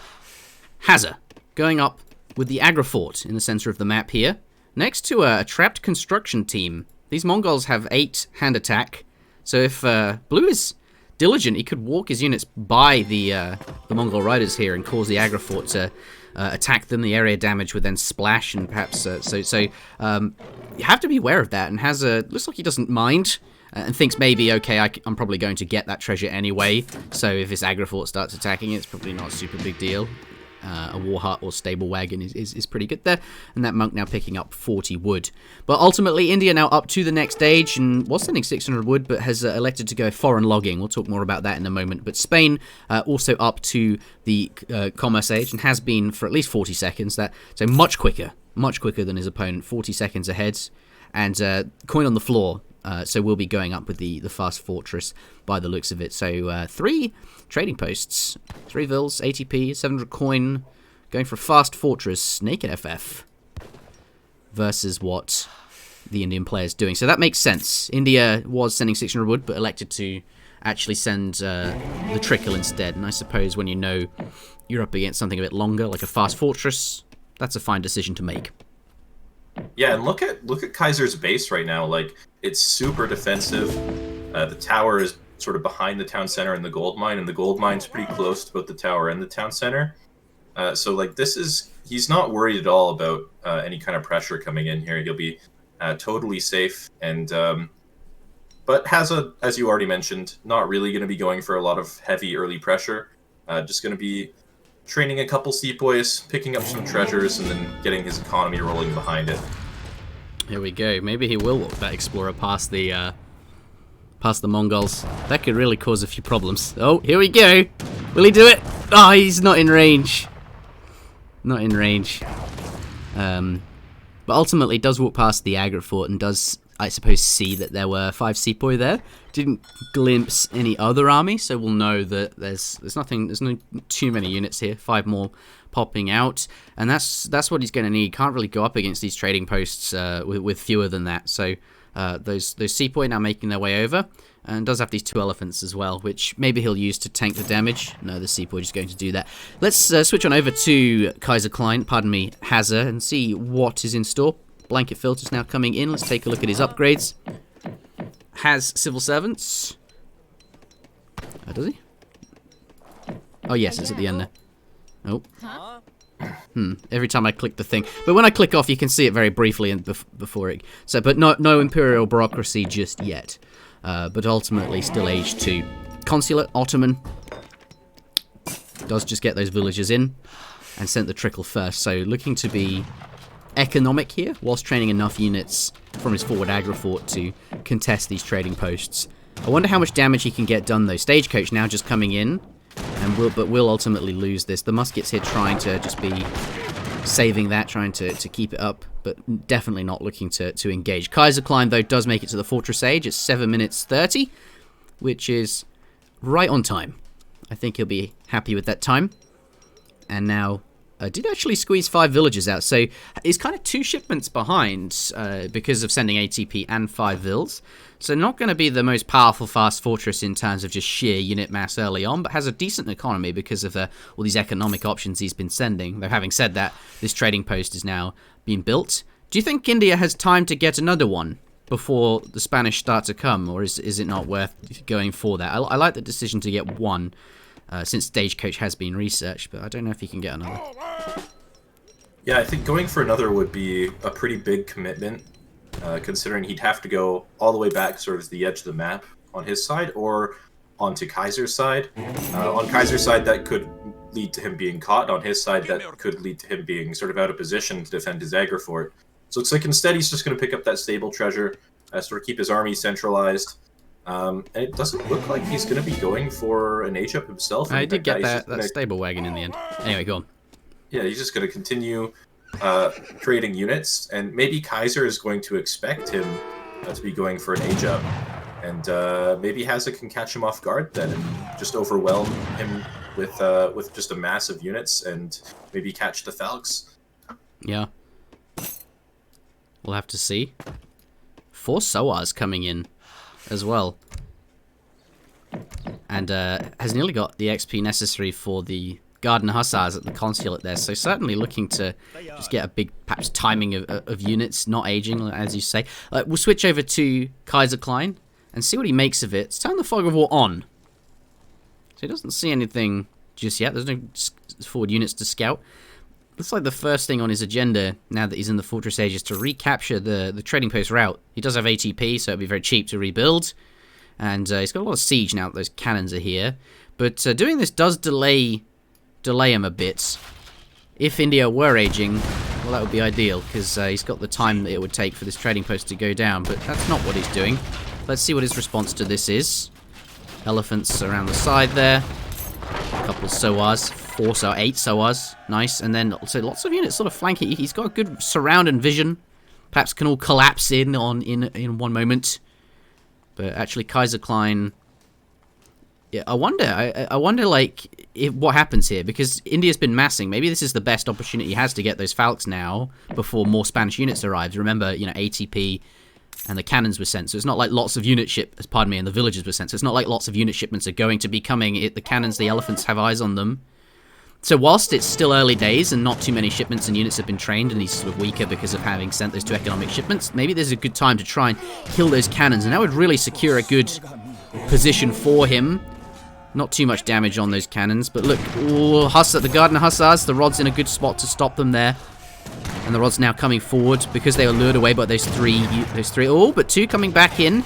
2 hits, 2 more hits is able, and look at that, does just goes for the nuclear option of just waltzing in there and focus firing the cannons. But with the Hussars focusing one and the Sepoy is able to, enough of them to get the other, does actually manage, like I said, to sort of come in now whilst it's early days, get those cannons down, and now Spain's much less threatening. Those rods, those muskets, they're not all that useful anymore. They're only really powerful when you have cannons to make them useful and powerful, but the cannons are gone, so nicely done. Hazza played that very nicely, I think manages to get that, and even denying this trading post, that never actually went up. So, oh dearie me. That's good. But Hazza, pardon me, Kaiserklein will respond with a Lancer shipment here. That certainly will be good against the Sepoys. Well, unless the Sepoys are hitting them back, I suppose. Switching on over to Hazza, what does he have coming? So, with that lead, gonna send upgrades. Doesn't need to send the units. I think that's the right prioritization. Oh dear, I think this is going splendidly for Hazza. I think he'll be really pleased with this position. Yeah, Spain's biggest advantage with the Falcons has been mitigated, so things looking good for Hazza so far. But of course, Kaiser does still have the age-up advantage, so Hazza's not out of the woods yet. He is sort of trapped in H2 for the time being, still training units, so not really looking to age. So Kaiser is definitely not out of it. I mean, he's still got 3 TP Stagecoach, right? Like, his economy's looking pretty good. All he needs to do is, like, maybe get some more Fortress units out, like more Skirmishers, more Lancers, maybe get, like, Cavalry Combat and stuff in, and then maybe he'll have sort of a chance to recoup his losses from that fight. But it looks like he actually went for 2 Raxes, so they're going to be going Skirm Rod, which is also perfectly good composition. But the army's out of position, sieging that trading post, and Kaiser's going to be going onto the Agar Fort in the meantime, trying to get what damage he can, and also just save that trading post by forcing Hazza to come to the middle here. He might be expecting that Hazza's trying to age behind this, so he could actually get caught with his pants down again, to use the same analogy as before. It's a great analogy. But looks like he is going to retreat just in time. He does see the SOAR coming and doesn't want to risk getting caught. But it keeps the trading post alive, so it accomplished what it needed to accomplish for the time being. Rodrigo, subscribing to ESOC, thank you very much for the subscription. I believe currently all of the funding from that does go to keeping the website up, where you will find our forum, lots of strategy guides and all sorts of other things. But yes, thank you very much. Looks like those Skirm Rod. The rods will certainly be very useful against the SOAR here, pushing them away. And we get to see this dance as the rods come in to zone away the Zambarex, and then the Zambarex run away. But that means the rods are too far forward like they are now and can take damage from the Sepoy. Whilst I was saying all of that, a few Lancers going down. So, wants to be massing up those. And at the moment, though, I think... no, it doesn't want to mass them up. Isn't going for that. Just shipped 5, and that's just sort of what he has lying around, I suppose. Adding in actually an arsenal. I think that's a good time. Once you've got an economy like this, hand infantry hit points, the 10% there is going to be really good. And indeed, counter-infantry rifling as well will be really powerful.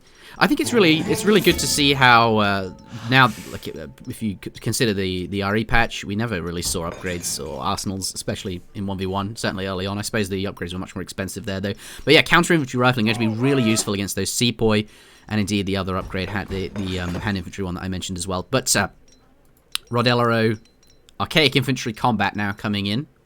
And it delivers a cord of 400 coin because he sent Spanish gold. What do you think of Spanish gold? It seemed, kind of late. And if I remember correctly, back in the New World Championship, Hazza and Kaiser were, well, I think particularly Hazza wasn't a huge fan of Spanish gold in 1v1. He didn't really put it in any of his decks. I remember seeing his New World Championship decks, but it seems like it's coming in very late. Normally, you'd want to send that as early on as you can, because the sooner you send it, the more useful. Well, it starts being useful. But here, coming in after not 1, 2, but actually after 3 military unit shipments. Yeah, I think Kaiser's feeling like he just doesn't have a reliable enough army composition or mass to really push in right away, so sending the Spanish gold basically is just acknowledging that he's going to have to wait for a couple minutes before he can try to push, wait until it pays off, and so it has paid off. I mean, he's gotten 800 gold from it so far, and he'll only get more over time. But yeah, looks like he's going to be pushing under the Agar Fort here. Not a lot of siege with this composition. Rods, despite being hand infantry, are not as good as pikemen killing buildings. 5 Sepoy popping out here, not exactly where Hazza wanted them to pop out. Oh! Looks like they're gonna... Oh! Hazza was aging behind this. Oh! Mahout does come out, Yeah, but, that was all... That looks like it was hidden in the back there. Mahout does go to safety, though. So Hazza looks like he's just going to be conceding that forward position. Jägerfort's going to go down. I mean, he has to rebuild a barracks anyway to get his veteran tech, so I don't think he's going to really care too much about that. It looks like he's going to be cleaning up a small raid in the back here. Kaiser just sacrificing sort of those more useless musketeers and minutemen to sort of buy some time while he kills these buildings. And going to get the stable down as well. And Hazza, in the meantime, just going to be trying to get his disciplined upgrades on those Sepoy, as well as maybe send some of those stronger shipments like the Mahouts or the Urumi. And then he's going to be looking for a fight. So Kaiser is going to be feeling pretty good about getting control of the map here. But he's got to be careful of which fight he takes and how he takes it. That is a shipment. 1,000 food and 400 coin. I just love Spanish gold. It's like once you've got that in, just everything feels wonderful. And that is, I think, one of the problems Spain has. All of their shipments often don't feel wonderful, particularly in the commerce age. But Spanish gold fixes that problem quite nicely. Anyway, cavalry cuirass coming in as well. That Arsenal starting to pay dividends. Not too many cavalry at the moment, but certainly an upgrade that is worth having. And I imagine we'll have lots of cavalry with that stable and that 1,000 food and 400 coin lancers, yes, being trained, as well as some skirmishers here as well. So, yeah, I think Spanish gold, you're definitely starting to pay off now. The score's quite even. I think with Spanish gold, maybe even Spain will take the lead. I think it's a good time to assess the situation, their economy, so to speak. 42 villagers and Spanish gold, which I believe at this point in the game is worth about 5 vils. Correct me if I'm wrong. And indeed the stagecoach TPs as well, which are all worth about 3 or 4, something like that. I'm not sure now that the income's been nerfed since the income was nerfed in the D launch patch. Let's switch over to Hazza and compare 65 villagers and, of course, both those trickles. So, you know, I'm not going to do the mathematics, but I think India is in the lead by a comfortable margin. Have you noticed that Hazza's on water? I did just now, just as I saw a fishing boat in queue. Yeah, so he's been on water for some time and has managed to get 15 Oh, but there's a boats fight going on. Hazza's trying to engage. It looks like Mahouts did come out. Rods are going to be blocking him there. Lancers getting onto the Sepoy. Skirmisher's going to be nice and safe on the back, but kind of having a hard time shooting over these Mahouts to the Sepoy and making use of that 3x bonus. Urumi there as well. Lancer's going to be doing quite well against them, though. Yeah, looks like Kaiser's got a pretty good position here, but the units are just really strong from India. Yeah. 3 Mahouts still alive of the total of 4. Doing a job of making sure that they're not taking full-on damage from the Rotoleros. And looks like both players sort of going to trade relatively even there. The Urumi die, a couple Mahouts, a bunch of Sepoys, most of the Rotoleros and Lancers going to go down, and players were going to back off for a second there, but Hazza maybe spilling blood as skirmishers walk back up there. Yeah. Those elephants doing quite well, though, tanking a lot of skirmisher shots, and that's what they're really good at. They have 30% range resist and over 1,000 hit points, providing they're not taking damage from rods. In the end, that does go down on its last sort of eighth of its health, its last slither to those rods, but they tanked a lot of skirm fire. Whilst the Sepoys, which are countered by skirms, were able to get some damage in. So, in a way, there's Mahouts providing a lot of utility there, meaning that, well, these Sepoy were able to actually negate their counter in a way, whilst they weren't taking their bonus damage, which, remember, is ×3 because of countering rifling.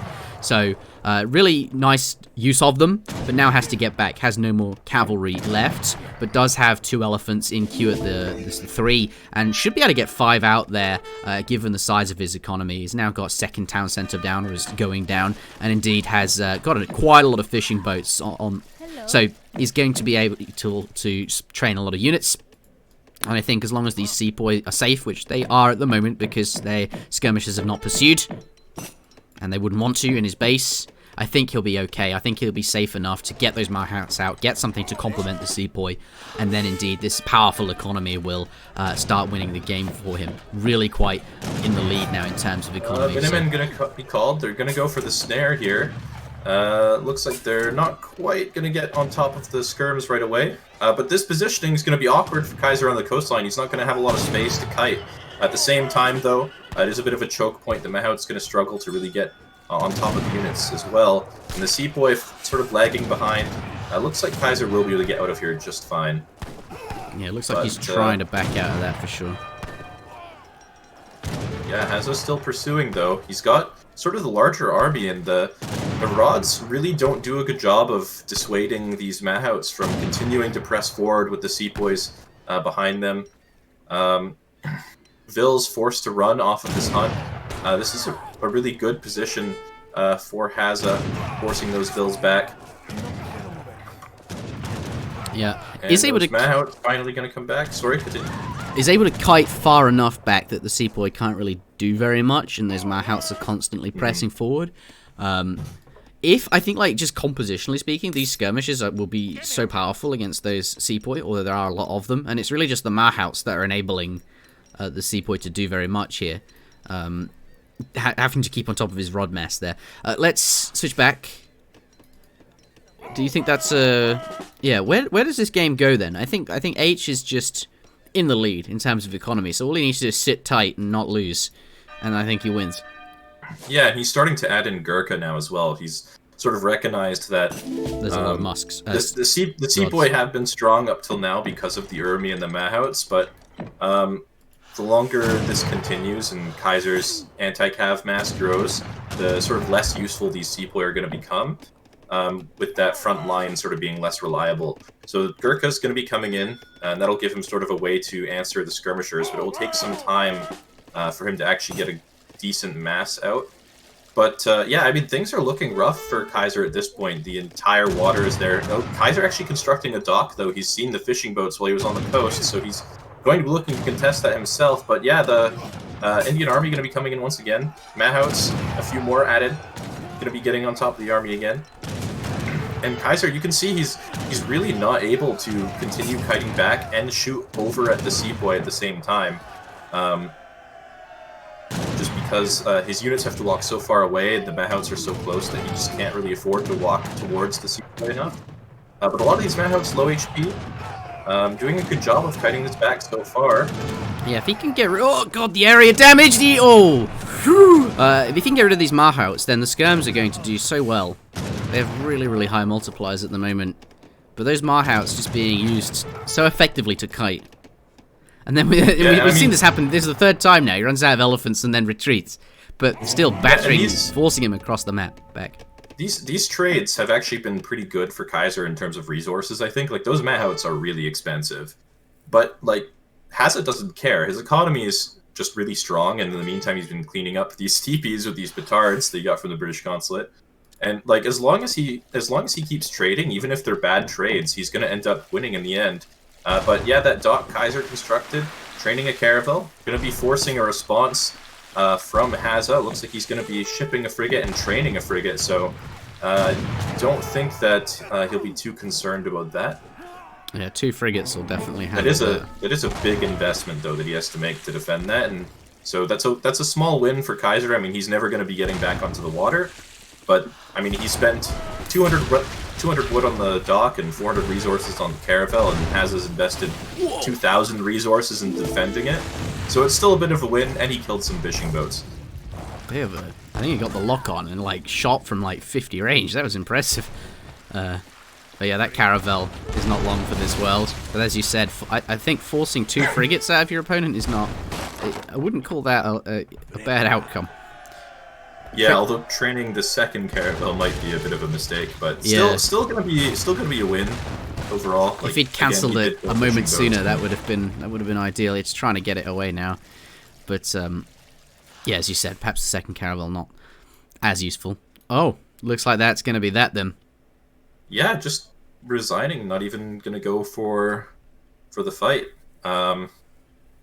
Just recognizing that he's significantly far behind in eco, especially since he's not able to really negate that water advantage. And yeah, I mean, his army also, you know, he's pushed onto the left side of the map here. He's only got 1 trading post at the moment, and he's not really finding any villagers, so just gonna call it. And look at the villager count, max eco basically for Hazza. Yeah. And at the end there, you can see it really starting to break away and sort of take off suppose Spanish gold sort of slows down, whereas villages really don't. They go the other way. Interesting to see Spanish gold coming out a bit later, and still, I think, a close game sort of earlier on. The beginning was kind of interesting to see as well. I really enjoyed watching Hazza sort of prepare and anticipate those two falconets and then handle them in such a calm and collected way. But that is going to be the end of that. Oh my word, 895,000 points going to Craxy 101, and $100 coming in from Yura of Londonor. Buff Spain with the exclamation point. Buff Spain. I'm not sure that's entirely warranted, but he did lose this match, so I take your point. Thank you very much for the donation. I was just about to plug that. Yeah, and all money raised today from this tournament, and actually this whole tournament, is indeed going to Cedric Goodhouse's GoFundMe cause. It's a very good cause. Please, you can read more about it below. And the real Antonio, please stand up. Indeed, subscribing to ESOC there. Looks like Hazza was the favourite to win that one with 66% of the predictions, and did win that one. So, well done. Nearly 1 million points being issued is quite a lot. Controllable 93 subscribing to ESOC as well. Thank you very much. But that will end game number 4? Yeah, 4. The score is now 3-1 to Kaiserklein. Match point. This is a best of 7. Hazza, you mean? Yes. Thank you for correcting me there. So Kaiser, he's gonna have to. Well, he's gonna have to win. He's gonna have to straight wins from here on out. Ladies and gentlemen, you've been watching the grand finals of the Goodhouse Cup, and I think I'm going to quickly grab a glass of water, and then we'll get into the next game. So if you need to do that too, this is a good moment. We'll see you shortly.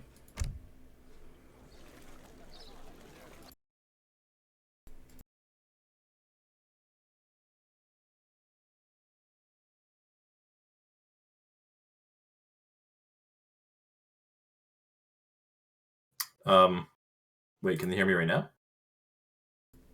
Hello. Hello. Yeah, I'm gonna grab some water myself as well, I think. So I'll be back in a moment.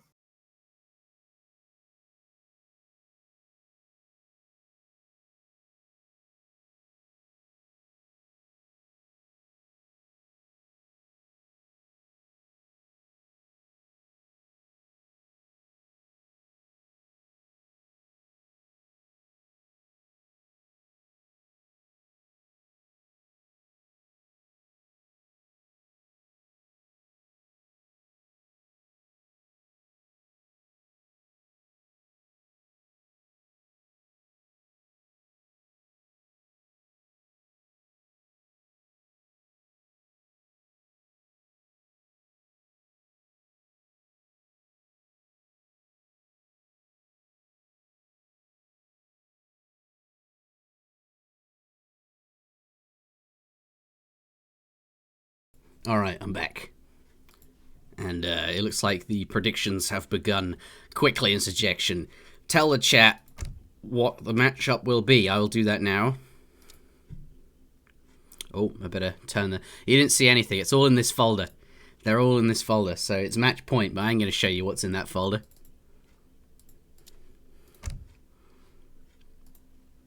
The matchup will be... Oh, welcome back, Mike. Can you restart your... Yeah, I can. Well, but I want to tell the matchup first. It's Germans in the Germany. We have Kaiserklein playing as the Germans versus Hazza playing as the Portuguese on Mexico, aka Arizona, or formerly known as Arizona, rather, if you're not familiar. But I'll say it again. Kaiserklein playing as the Germans. Kaiserklein playing as the Germans versus Hazza playing as the Portuguese. Place your bets now.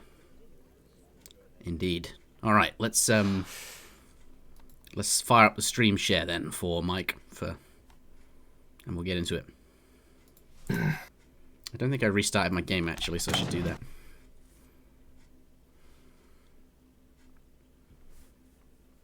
Level 1 hype train. Sub, gift, or use bits to get the next level, apparently.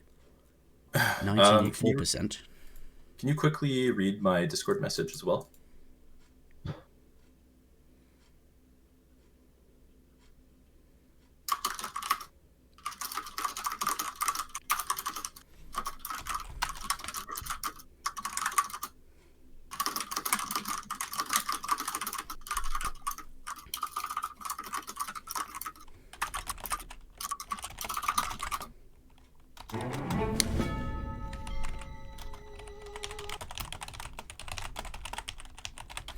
Just refiring up my game. We want to restart that every game, just so we don't have any lag.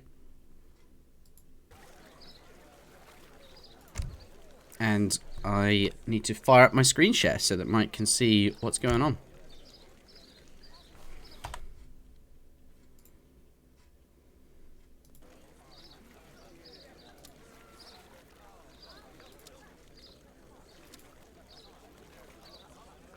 So we will get into that momentarily.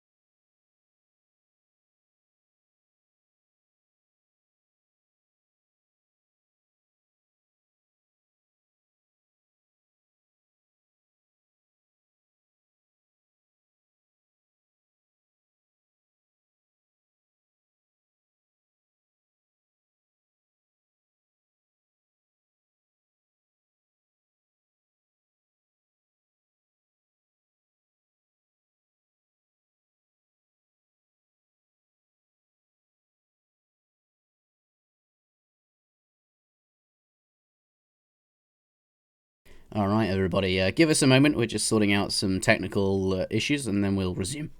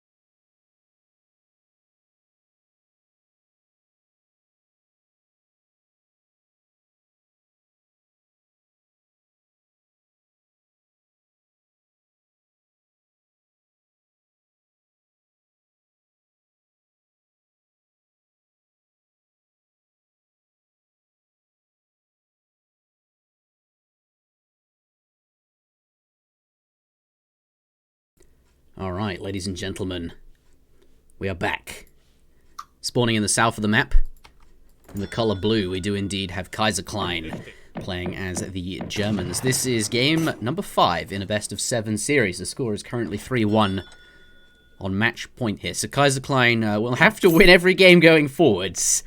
He will be eliminated. Let's see how this goes. We'll drop a market ASAP and has 2 coin treasures in his base there. 55 coin and 30 coin there. Going to pick them up ASAP. So all he needs to do is gather himself 50 wood for hunting dogs, and then he'll have so much extra coin he can buy himself 100 wood for a house ASAP. So really, really nicely done that. First villager coming out. So let's switch on over to his opponent. We do indeed, in the north of the map, in the colour red, indeed have Hazza playing as the Portuguese. Going for an early trading post. Explorer just arriving there. Didn't pick up those treasures in base. I suppose he has no need to. Oh, wow. 20 coin and 20 coin. Not the best treasures either. But still, they're not going to matter because he needs, of course, he wants that trading post there, which is what he will go for. Interesting to note, he's not collecting any wood. And he's not built a house either. So, is not going to be training very many vills. In fact, all the vills he will be training are in queue at the moment, looking to do 10-10, so to speak, where you, well, age up with 10 villages on 10 population, which just means you can get to the next stage that little bit quicker, or quite a lot quicker. And when you're the Portuguese and you don't have any 3 vill shipments, being able to start spending these bigger shipments in age 2 certainly makes a lot of sense. And indeed now, with the balance changes, you now get those XP from the wagon as well. Though I suppose you'd be getting that anyway, so I'm not really sure it makes that much difference whether or not you age fast or slow. But I suppose it does keep that shipment spam going just a little bit longer for the 10-10 and makes it that little bit better, if you think of it like that. 60 wood here, so now that he's found that, I suppose could chop 40 wood, but that would delay his age up, and that's not the plan. So, yes, let's see what Kaiserklein's up to. He got that market, as we saw, and he got his upgrade. Hasn't found any treasures just yet. Coming across 2 scouts, can't grab that. A Huminka, could grab that, but hasn't. Still looking. Nothing just yet. Let's turn the Fog of War off and see what's up for grabs. He's going to come across 70 coin there, which will be quite nice to get. 70 XP, so 2 very takeable treasures. There's also those 2 starting treasures in his base, though the red player starting to pick that up. And the final treasures on the map is a native scout next to this dried up pond. That's what this is. This is, if you look in the code, this is or the map script rather, this is actually a dried up pond. I wondered what it was too, but now you know. And the final treasure over here is 2 stray cows. Indeed, so that's all the treasures there. Germany versus Portuguese, as we said. What do you think, Mike? Especially with this fast age up coming out of Hazza. Yeah, I think this is a matchup that has probably been German favored, maybe is still German favored historically, but this is also the Portuguese recently has been seeing a lot more play, just with recent buffs to them, with, as you mentioned, the TCs getting extra experience points, and also just DE buffing cards like Spice Trade and stuff like that. And like while Germany has a lot of like really strong timings, like if you let them get away with dragging the game out long enough, their army does get really strong, and it's really hard for Germany to beat. So it'll be interesting to see if Hazza can do that. And yeah, going for the 10-10, like you said, just something I wanted to mention is idle time normally we would say is quite bad. But with Portuguese, going for this 10-10 in this really early age up means you can get your town center in a really comfortable spot where you can defend a lot of resources. And because you're getting that town center up sooner as well, it sort of compensates for the fact that you're idling your town center and missing villagers, because you'll start training villagers from that second town center earlier. That's a pretty good strategy. Hazza looks like he's going to be just harassing the explorer here, trying to deny the trading post or delay it as long as possible. Yeah, he's got plenty of hit points there, though, so he'll get that up in time. Yep, shouldn't be too much of an issue. You will maybe lose the explorer at the end of the day, but as long as he gets the TP up, he'll be fine. Town center. Fort stable. And a stable, yeah, being placed fairly far forward. As you mentioned, you do get to choose exactly where you put this with no threat at all, which is especially nice, I suppose, against the Germans, who might have those early Uhlans, which could indeed start sieging the foundation, or indeed catch the wagon, maybe. But I don't think that's the point. I don't think that's why 10-10, but certainly that's where the town centre will be. Nice and comfortable, nice and far forward, and can start shipping units from it, and it's got a stable nearby as well. I think on this map, the town centre also has another dynamic where, let's take a look at that explorer. So, yeah, it looks like he is going to get that down, but did get his trading post up. A dynamic where, because of the messer in the middle of the map here, you're sort of, you know, that kind of blocks the middle of the map, and then you put this town centre here, which restricts access through it, and there's this trading post here, the Zapotec. In this case, it can be Maya or Navajo, but in this case, we have Zapotec and Maya. Pardon me. That's not right. It's Navajo and something else. Never mind. Let's. So it's been changed, right, on this map? Yeah, there's two spawns. You can get Zapotec or Maya, or which is the southern spawn of Mexico, or you can get the northern spawn where you'd have more northern natives. So then there's two different native spawns on Navajo and Apache. That's it. The one you're looking for. That is what I'm looking for. So yeah. Explorer, though, will be finished off, so he does get his opponent's Explorer, or doesn't, actually. 17 hit points, very, very low, but those two Uhlans will indeed get his. But I think he's about to, if he were, oh no, Kaiserklein, he's played too many games for a rookie mistake, a rookie error like that. He's able to get those Uhlans to safety, and since there's only 4 here, maybe the batch of 5 plus the 2, yeah, he's going to get the engagement here. Hazza is not going to want to fight that, and look how... Hazza is able to get 3 different Uhlans attacking 3 different units. So if he wants to break the snare, he has to drop 3 units back. And so nicely done. Does get away with 2 there. But still, that is not ideal to lose 2 Hussars to a snare there. Yep, that's going to be a really nice pickup for Kaiser. He's going to have a lot more freedom now, getting some raids in and scouting with these Uhlans. Going to spot the barracks. Probably going to be able to just siege that, deny a little bit of wood. That's going to be going down. It's probably about 40 to 50 wood lost for Hazza. Not a super big deal, but definitely just a nice pickup for Kaiser. And it does delay the racks, which is probably going to be training some infantry to siege down his trading post and stuff like that. So also allows that to live a bit longer. Second batch of Uhlans coming in here.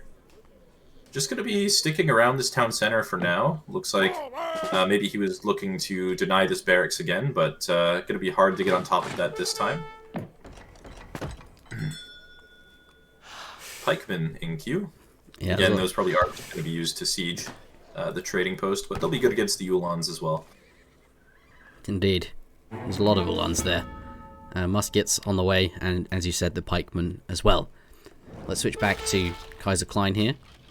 Is he going to finish that batch? Finish the batch! No, just the 1 unit. He was popped, so he wasn't going to finish it no matter how much I screamed. But the house goes up just afterwards.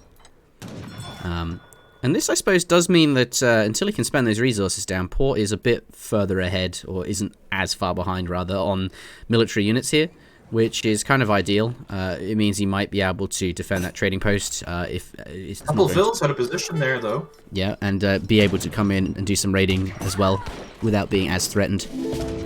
I think just got the 1 vill there. Still pretty good. Enough, and this is where I mentioned missing that batch means that he's in a much better position being here than 5 more Uhlans being on the field, where he might actually just get cleaned up. He's going to try and get away from those Minutemen. The pikemen do turn around, take 1 volley at the Uhlans, and ultimately all of the units will stay alive for the time being. The Explorer does go down there, but the match continues.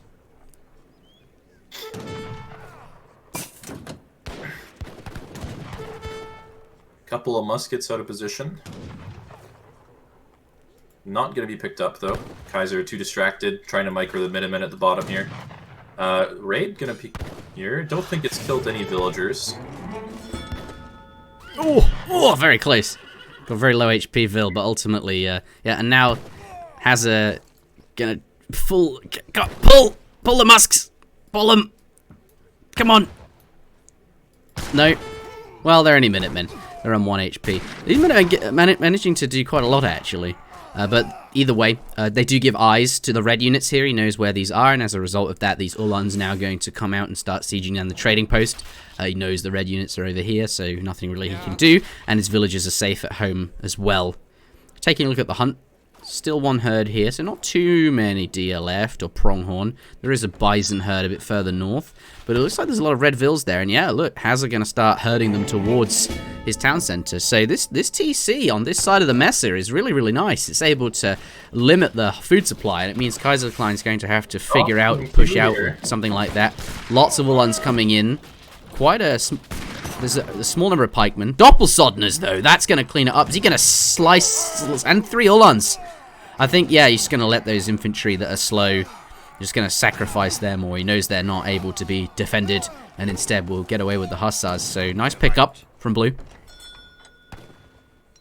Yep, and behind the 600 coin is going to be coming now, so just turning that 700 coin into a military advantage, they're going to age behind that. And in the meantime, he can actually push this town center now he's killed those units. So we just have to be wary of a Minutemen pop. That he does indeed. Does have the Doppelsuddens though, which is going to give him the siege he needs to be threatening. Couple of muskets there. Lots of units being picked off this game. Hazza though has 5 muskets about to pop. And 8 crossbowmen in queue, which can come to this TC, which I expect is what he's waiting for before he calls those Minutemen. Looks like Kaiser does see those muskets and decides that he's only got 5 dops. He's not going to hang around too long and siege this. He's going to get back there. He's got some hunts left, running very low. So, you know, he's got a little bit of time, maybe like a minute or 2, but then he needs to make a decision and do something. And I think that will either be get up over here, which, yeah, there's an outpost going up, kind of forcing an outpost over here since it's so far away and difficult to defend, or he would need to go and push that TC and start gathering perhaps here, but then your villagers, if you lose that fight, are really far forward, and it's, you know, very, very awkward. Put all of your chickens, eggs in, to mix my metaphors in one. I'm not even sure how I mixed them. I'm not really sure where that's going at all. We'll just briefly skirt along past that, shall we? But Portugal coming in, despite having lost some units, has a decent mass here. That would be because Kaiserklein's aging and hasn't been massing. The stable looks like it's going to go down. That Uhlans there is not going to be produced, but not super big deal because he doesn't have enough resources to finish the batch anyway. But still, 200 building goes down, and there's a number of houses here as well. But does now get up to the next stage. Let's switch over to the German player. Firstly, though, is able to raid with a couple of vills here. This is really nice. A couple of very low HP vills. I think he's going to get that other one if he's... Yeah, and he's even paying attention. Oh, my word. Despite being in the base here, he's able to retask on the low HP villager as well. But let's take a look at what Germany's shipping, which is why I switched to him. 3 war wagons coming in. Isn't wanting to go in. And he doesn't have Minutemen to call either, so... Just these houses are going to get burnt down until that shipment can arrive. Yeah, and that's going to make things really difficult because he doesn't have a lot of population space. He's currently overpopped, and he doesn't have a stable up at the moment. You really want to train additional war wagons against this. So it's really nice timing for Hazza. Gonna get on out of there right before the war wagons pop out. But Kaiser might still be able to push, even without his veteran Uhlans upgrade, without more units being trained behind this. Hazza himself is running the villagers, so he's maybe even going to just give up this town center.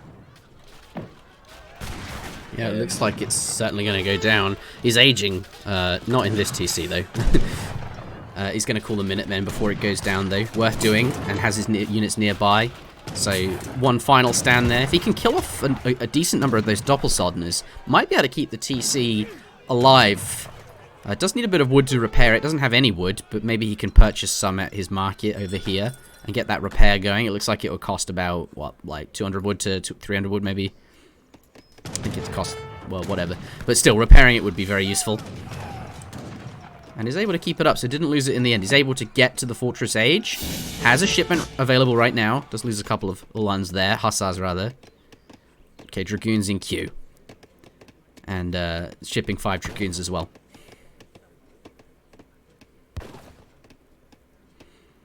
Can he keep the TC up, though, before everything arrives? No repair just yet.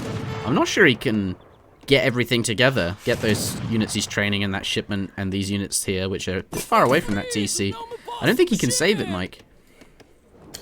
Yeah, those Ulans have quite a bit of siege. It looks like it is going to go down, but maybe he can hold on to the barracks and the stable afterwards. Some units going to be coming in here just to try to do what damage they can. Oh, forward spawn point. No, it's not going to happen. So that will delay his reinforcing units, but yeah, you're right about those. You know, he's lost the TC, but he does have two other buildings here to defend. Still, though, I don't think he would need or be able to train from 3 TCs in a position like this anyway, so having the 2 is probably fine. So not the biggest, not the end of the world, but certainly would prefer to keep it up, obviously. Bit of a standoff in the middle. Definitely a lot of... That TC is definitely a lot of map control that he just doesn't have anymore. Like, Kaiser is so much more comfortable pushing into this this forward base when he doesn't have to worry about units popping out of that town center, or like Mamelukes popping out and snaring him and that type of thing. And he'll also be able to get access to this gold mine and these few remaining Bison and stuff like that. So it looks like he is also going to be able to clean up the stable and the barracks. Hazza going to be forced to retreat there. The army is just too scary at the moment. Going to be having to rebuild those buildings at home. Unfortunately, he has a house here as well, so it's going to be some extra resources lost. Raid coming in on the bottom side, however, not going to find anything. Hashtag tidied up would be the adjective of choice there. Let's switch back to Germany. 9 Ulans coming, a batch of Ulans there. He's now got veteran Ulans in. Has just cleaned up all of this stuff. Has a... How do you feel about his position? He has 48 villages. His opponent has 39, so he is ahead. Yeah, and there's also a lot of vills under threat here from Kaiser. His army is super out of position to defend this. They're going to be just making a run for it.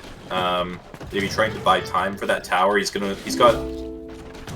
maybe a shipment popping from it, wants to catch the army. Actually, Hazza's just not even going to risk staying around there. Yeah, 9 Ulans popping, just barely unable to catch the army there. One thing that did as well, running those villagers, keeping that tower alive for the shipment. Even if the shipment wasn't coming, he would maybe lose half the vills, but because the army's not sieging the tower, his army would get there in time maybe to save the rest of the vills instead of losing all of them. Either way, though, looks like there's going to be a fight. That is a really scary Ulan mass for Kaiser. And yeah, I think Hazza agrees, given that reaction. These players don't want to fight in these games. No, it'd be cool to watch the fights, but I think Hazza's pretty confident that he can't win that one. He's not got enough units there. He's certainly not got enough dragoons there, and Catadors are particularly weak to cavalry, unlike other skirmishes, or even more. But it looks like the winner will be Kaiserklein, and I don't think we'll get 1 million points again being issued. 745,000. I think maybe that's just the new normal then. That's a lot of points. You know, I was watching this last week or the week before that or something. It was like, 30k points. I was like, oh yeah, that's quite a lot of points. But now it's like, goodness me, that is a very, very big number. But yeah, congratulations to indeed Craxy101 winning that one. Wow, 88% of viewers thought Kaiserklein would win that. I think our viewers are very perceptive, it would seem. What do you think gives it away? Like, how do you feel about Ports versus Germans on Mexico? Do you really think it's that obvious? I guess I put you in a hard spot. You don't think it is? I feel like people just feel like Germany is a strong civ at the moment. So yeah, and it is also one of Kaiser's best civs, whereas Portuguese is sort of a civ that Hazza's really only started playing recently. Yeah. So just in terms of experience, like Kaiser is a lot more experienced in this matchup than maybe Hazza is, for example. I was watching. Never mind. I was just watching Hazza's stream, and he was like, "Yeah, he was playing Ports, which was quite fun to watch." Yeah, that's the end of that game. Shall we head out though? It's not Kaiser's time yet. It's his match point. Hazza only needs one more victory, but does pick it up and will even it out to 3-2. So stay tuned. We'll get into the next game and we'll see how it goes. There's a couple of administration things I need to do. I need to restart my game. And I need to restart screen share with Mike. And we do that. We restart every game just so that to reduce lag and stuff. Because as you might have seen, the recordings play back a bit slower than usual. Yep, that is something we have to do, unfortunately. But yeah, it's a close series so far. 3-2 for Hazza, a slight advantage, but definitely not over for Kaiser. We'll see if we can get it dragged on to Game 7. I think we're all hoping for that. Oh yeah, I mean, if you're getting to the final game in any series is always really exciting. I remember our games with Zuto, and we'd have like, you know, it was a real treat often. You know, not very often does it go all the way. Yeah, but some really high caliber gameplay today, as you'd expect from the finals. I think the Civ rules technically state that they can play any Civ they like, but the players have been choosing not to play with civilizations that they won with, which is the traditional rules in Age of Empires 3 tournaments. So I think this is because it's a charity event, and all of the money raised is going, as you can see, to the Goodhouse GoFundMe. They may have the Civ rules were less. They may have set that house rule there. Yeah, so nice to. But update the score actually. Okay, my game's just restarted again, so it's now loading up. And we'll get into the next one in a moment. To be honest, seeing France 5 times in a row is pretty boring as a viewer. Well, screw you. You don't understand how good France is as a civilization and how wonderful it is to watch them played. I am offended, good sir. And that's all I'm going to say on that. Could someone ban this guy in the chat, please? That'd be great. Jest. Although, you know, load. France is a civ that can do a lot of different things. So they are, as far as, you know, civs go, are not all that predictable. Well, let's say that with the semi-FMF meta, but... Right, I believe it's this one. No one can see, so I'll open it up and check it out. Looks like the predictions are open. Ah, yes, this is right. All right, ladies and gentlemen, I'm not casting just yet, but I will tell you the matchup. It is going to be Kaiserklein playing as the French. Can we get some emotes in the chat? French versus Hazza, who will be playing as also the French. So it's a French mirror on Kamchatka. Very well. It was bound to happen. Yeah. The overlay is on it. We're not casting just yet. Yeah, it was bound to happen. But yeah, French mirror on Kamchatka. Let's get into the game then. But I thought I would wait for. I think you can actually just click restart on the recorded game instead of exiting and reloading it. Oh, pardon me. I'll do that. Now I know. Yeah, I think I don't know about you, Mike, but I'm pretty sure France will win. In a French mirror? Not Gaia, huh? I suppose no, that's not possible. I stole that joke from Twitch chat. Fair enough. Yeah, I thought it was funny. All right then, let's begin this one. Ladies and gentlemen, welcome to game number 6 in a best of. I didn't update the score. Let's do that. What he was gonna say. Yeah, no, I want to update the score first. Okay, fine. We'll wait. Yeah, no, everyone. In suspense for this game to be started as the monkey treasure is about to be picked up for Kaiser, the greatest treasure of all time. I do like good monkey treasure. Unfortunately, it's free tag, and it's always free tag. You never get Siberia, where it's Duber, the greatest monkey of all time. Duber has a special place in our heart. Freitag is just his disappointing younger brother. God, man, that's a really brutal way of putting it. Even though they have the same stats and look identical. They're twins. He's 1 minute. Yeah. 1 minute younger. All right, let's get into this. I need to press that button. All right, ladies and gentlemen, welcome to game number 6 in a best of 7 series between, of course, Kaiserklein. Here he is in the right-hand side of the map in the color blue, playing as indeed the French. Let's turn off view-lock.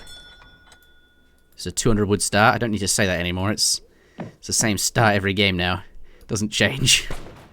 A definitive edition change, and perhaps a good one. Certainly makes the start less unpredictable and easier to balance some civs that are. Anyway, we don't need to go into this. Oh, $30 coming in from Comet Came. Let's get those donations going. Exclamation point Goodhouse in the chat. It's for a very good cause. I'll let you read all about it. But his opponent playing also as the French in the color red. Hazza up in the north here. Let's take a look at the center. Both players, monkeys and native scouts, are here trying to get those goats. Blue does get 2 goats there. It's going to start bringing them back home. But we'll take a moment to take a few swings on the scout. Just, wow, the caliber of play to just be here at that exact moment and take 2 exact hits and then just go back to what he was doing. It's impressive to me, all right? But 75 food, indeed, going to Hazza. We'll be picking that up. Meanwhile... Yeah, a slight difference of strategy as well. Okay. Hazza opting to go to the middle with his Explorer right away, trying to get the goats and get an advantage that way, and then build the trading post in the middle. However, it looks like he didn't manage to get a goat advantage, so he's going to be a little bit behind on picking up the treasures here. Going to take some extra damage from the Explorer and the Monkey. Is Kaiser's just going to go for the snare here, I think. And Hazza is going to be in a bit of trouble. Going to have to bring that scout back and try to escape. But he's going to be definitely struggling to get the better treasures in this game as a result. Scout is here, going to himself to safety. Sprinting away there. The pull! Oh boy. It was well done. Yeah, he gets out of there, gets his forward TP. But no treasures just yet. Let's take a look at the goat counts. None. Oh no, he's eaten them. He's going for the 12-10. Kaiserklein, he's not messing around. He wants to be up ASAP. He's going to make something happen, eating those goats. He doesn't need them. Let's switch back over to Hazza. Let's see what he's doing. He's also doing 12-10. So both players doing 12-10. You were looking at Hazza before. Oh, no, they're both doing 12-10. They are both doing 12-10, but I just mean red is Hazza. That's all I want to say. I see. Okay, so this is Hazza. Yeah. Well, let's see who does the 12-10 quicker. It appears it would be Kaiserklein, the blue player, but not by much. All right, do you want to tell us about the 12-10? Because I think it will be a little bit bewildering to some people why they skip the house and so on. Yeah, well, I mean, you just get to age 2 a lot faster. Obviously, it gives you some tempo if you age before your opponent. So you can either choose to send an aggressive card like 3 Huss or something like that, try to get some damage done early. Or you can just try to play economic, send 4 fills, get your steel traps. You're going to be getting that quite a bit earlier than if you had built the house and aged later, which translates into more resources, sort of more resources in total later on in the game. So as long as you can do it without idling your TC pretty much, which is definitely the case on Kamchatka, where you get those goats to sort of speed you along, then it's pretty good. Indeed. Hazza picking himself up 80 food. Nothing too unusual yet for both players. The main difference so far going to be that Hazza has that trading post in the middle of the map. That may be a point where Kaiser will be able to apply some pressure later on. Hazza will have to definitely play with that in mind, and I imagine Hazza will probably be playing more aggressively as a result of that, because he needs to sort of have more military presence to defend that. Whereas Kaiser sort of has more options, where he could maybe choose to age, or he can choose to try to overwhelm Hazza, get some good trades, and then take out that trading post as sort of a reward for doing so. So we'll have to wait and see. 3 Huzzas coming out. Choice for Kaiser. He saw he aged before Hazza. We'll see. Yeah, okay. Hazza going to be shipping 3 Huss himself. So it looks like it's just going to be a mirror there. Both players probably going to be starting with a stable. Looks like Kaiser going to do it a little bit forward just to get the units there sooner. So probably not going to be a huge difference here. Rack's actually going down for Hazza near the river there. So he is going to be changing things up. And that is going to mean that the Hussars are probably not going to do a whole lot, and he's not going to be at risk of maybe fighting an equal number of Hussars and maybe miss-microing and then being at a disadvantage and losing his trading post as a result. And one thing this also does, like, he scouted the stable, right? He scouted the forward stable from Kaiser, and he knows that Kaiser can't have a Rax because he sees the 3 Huss now. With the heavy infantry he can train from this barracks, he could potentially just siege that down. And there's not really much Kaiserklein could do about it, except call Minutemen and jam his Hussars in there, which aren't all that good against, I suppose, muskets. Let's see, though, what Kaiserklein... Well, let's see if H does. So, again, 700 wood. In response to what you were saying, I wonder if Kaiserklein realizes it and will ship a military unit shipment or something like that. I suppose that this part of the game, though, it's extremely difficult to skip anything other than 700 wood. But yeah, we'll get, by the looks of it, four cavalry out. Has a decent number of cavalry, and now those muskets are out as well. And this is where things start to diverge, and we'll perhaps see what you're saying there. I'm interested to see if Kaiser can do anything about these muskets.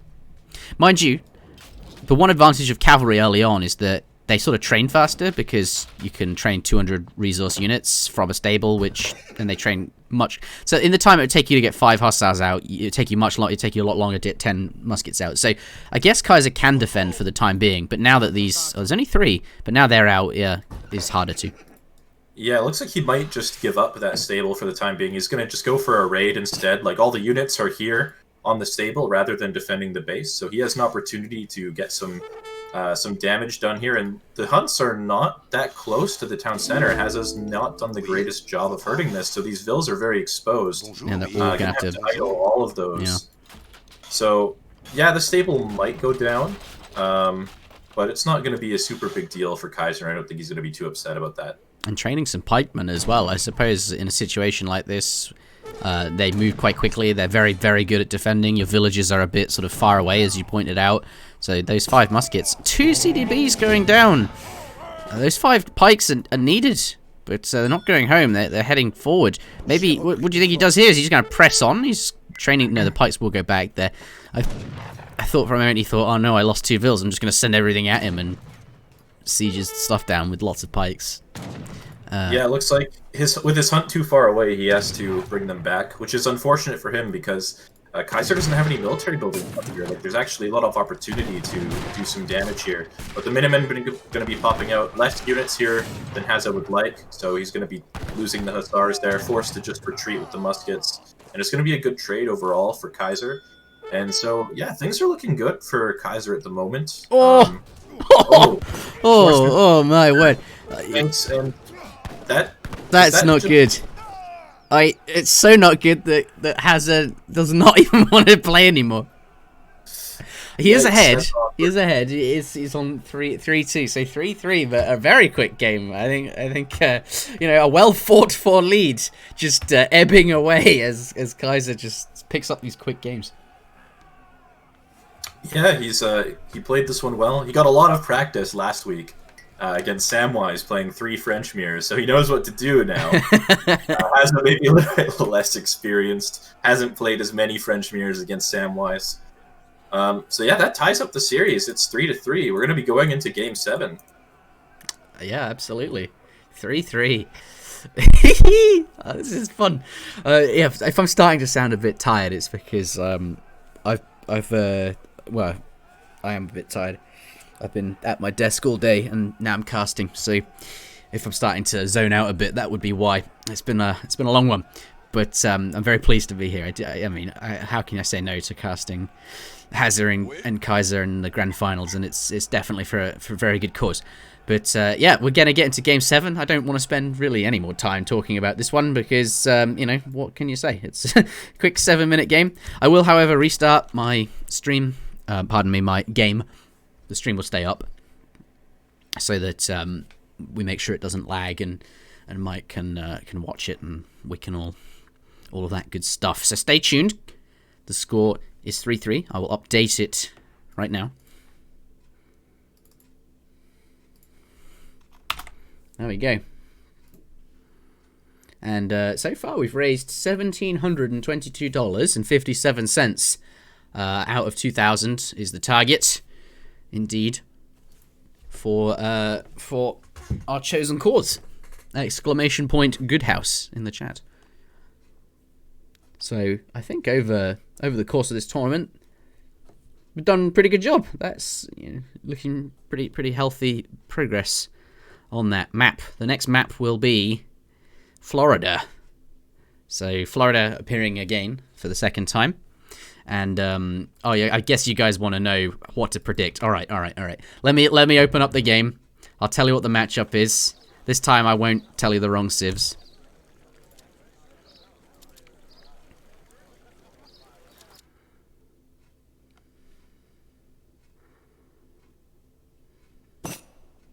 Okay, you can see we have Kaiserklein playing as the British and H playing as the Portuguese. The overlay is not up, by the way, in case you were thinking it was. Yeah. So, should we just jump straight into it then? Yeah, I'll click restart.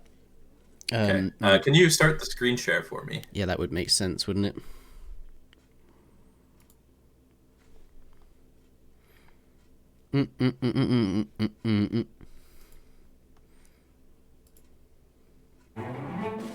Oh.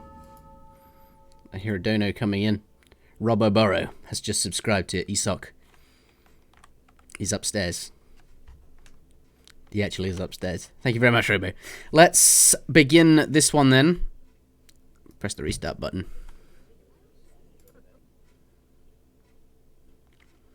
Okay. Ladies and gentlemen, welcome to the final game in a best of 7 series between, indeed, spawning in the north of the map, in the colour blue, Kaiserklein, playing as the British here on Florida for the second time in this series. Last time we saw him playing as the Germans on this map, went with a really greedy start of hunting dogs and, well, trading post. But given the market start, I don't think it's too hard to do, especially with the sheep as well. Ultimately, that was this game, and this is now. We see him going for a trading post as the British. And going to have to chop a bit for his mana, but I don't think he'll be using that market this game, something tells me. Unless he finds maybe a 50 coin treasure or something. Let's turn off the view lock, see what's nearby. 2 stray dog and 40 food there, so nothing in the immediate vicinity that I think would change his mind on hunting dogs, but still, trading post and market instead of manas. Interesting. We'll talk more about that in a moment, but his opponent, Hazza. That fade was rather satisfying. Here he is in the south, playing indeed as the Portuguese in the colour red. He, however, has also not gone for hunting dogs either. He's 8 coin though, so he did gather some coin, but something changed his mind on hunting dogs. He actually does have hunting dogs already. Oh, he does, right. Well, I must have clicked it and it didn't show up. Okay, well that explains a lot. That makes yeah, this makes a lot more sense now. Okay, very good. What do you think of Not really going. Sorry, go on. Sorry, I wanted to talk about the trading post start here. So British, manas seem like the obvious thing to do, but instead wants to speed up his early game. Going to sacrifice a couple of vills or a vill or whatever it is, and have that XP instead. Yeah, I think probably the intention here is to ship Virginia Company while he's aging up to H2, and then with those cheaper manors, he'll just get more vills in the long run. It's really nice on this map too because you have that market. You can grab gang saw before you start chopping your wood, so you'll end up with even more wood over time, which translates into more manors, which with Virginia Company just synergizes really well. And it makes Brit quite strong on this map. So that's probably the line of thought here. Makes sense. 3 villagers now coming out.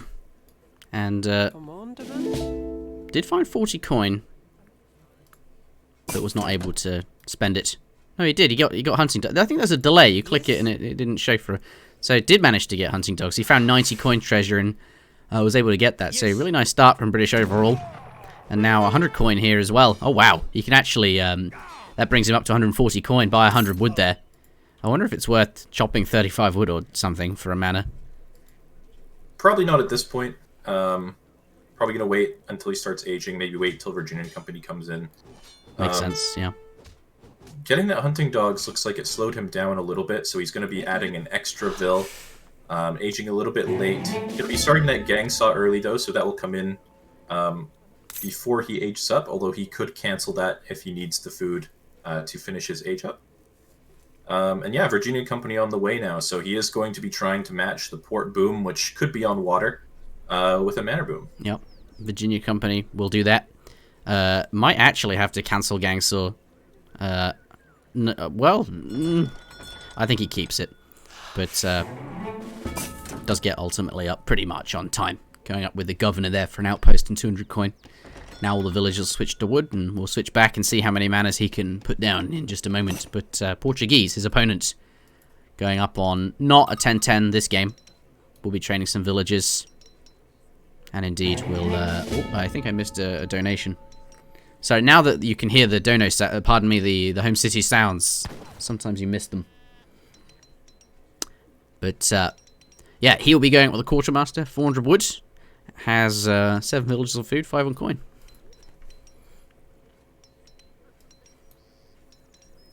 Yep. Can we take a look at Hazza's deck? It doesn't look like he's going to be going for water, just looking at his shipments, but it looks like he does have the option.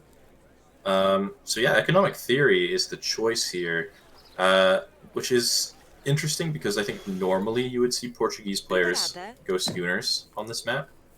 I wonder if this means he's going to try to be more aggressive. That town center is going to be going forward, it looks like. Spice trade. Maybe next to that gold mine. Yeah, economic theory and spice trade. This is a build we've been seeing a lot more on DE. It's sort of an old school build.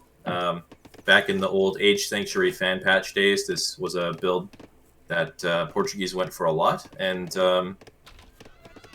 back then it was mostly because people were playing on Great Plains, a modded version with even more hunt, so it was really good. And then eventually more hunt? Yeah. Even more hunt. So I remember the days. Yeah. It was like, well, yeah. Great Plains is clearly not a very good map, but the hunts don't spawn very well. How do we fix that? Oh, we just add more. We don't fix the spawns, we just add more. Exactly. That will solve all of our problems. Yeah. But now it's much better because when, sorry, I'll let you finish that. Well, it gives you some yield now. What do you think of the yield change, by the way? I mean, in particular for ports, it seems to be very good, but for other civs, I'm not sure it matters. But still, I think like before the card was just not very interesting, but at least now it's sort of usable. But it's in the context of Portuguese, it seems to be quite good. What do you think of it? Yeah, I mean, it's definitely a lot more interesting now. It has more use cases. Just lets your hunts last a little bit longer, and that just gives you more time to pay off. Like, one of the problems with these cards in the past was that you would invest a huge shipment into this upgrade, and then sometimes you would have to exhaust half the resources on the map before it even starts to pay off compared to another shipment. And now, since there's just more resources on the map after you send the card, it definitely makes it a little bit more worthwhile. But it does still take time before it really pays off. So yeah, I mean, if you have, it's still a bit of a trade-off. It's just like a villager shipment. It's actually worse if you have 20 vills when you send it. Well, 20% of 20 is not as many as just shipping 5 vills. But still, you know, Portuguese it's an option they have now, which is interesting. Shall we talk about this game? Forward town centre coming out, and has got some muskets from that barracks. In fact, 10 muskets, and is now starting to siege the British manor houses. Yeah, it looks like he's actually redirected himself, though. There's a couple of explorers fighting, and wants to pick up that treasure. Kaiser, seeing them walk away from his manor, is just going to concede that.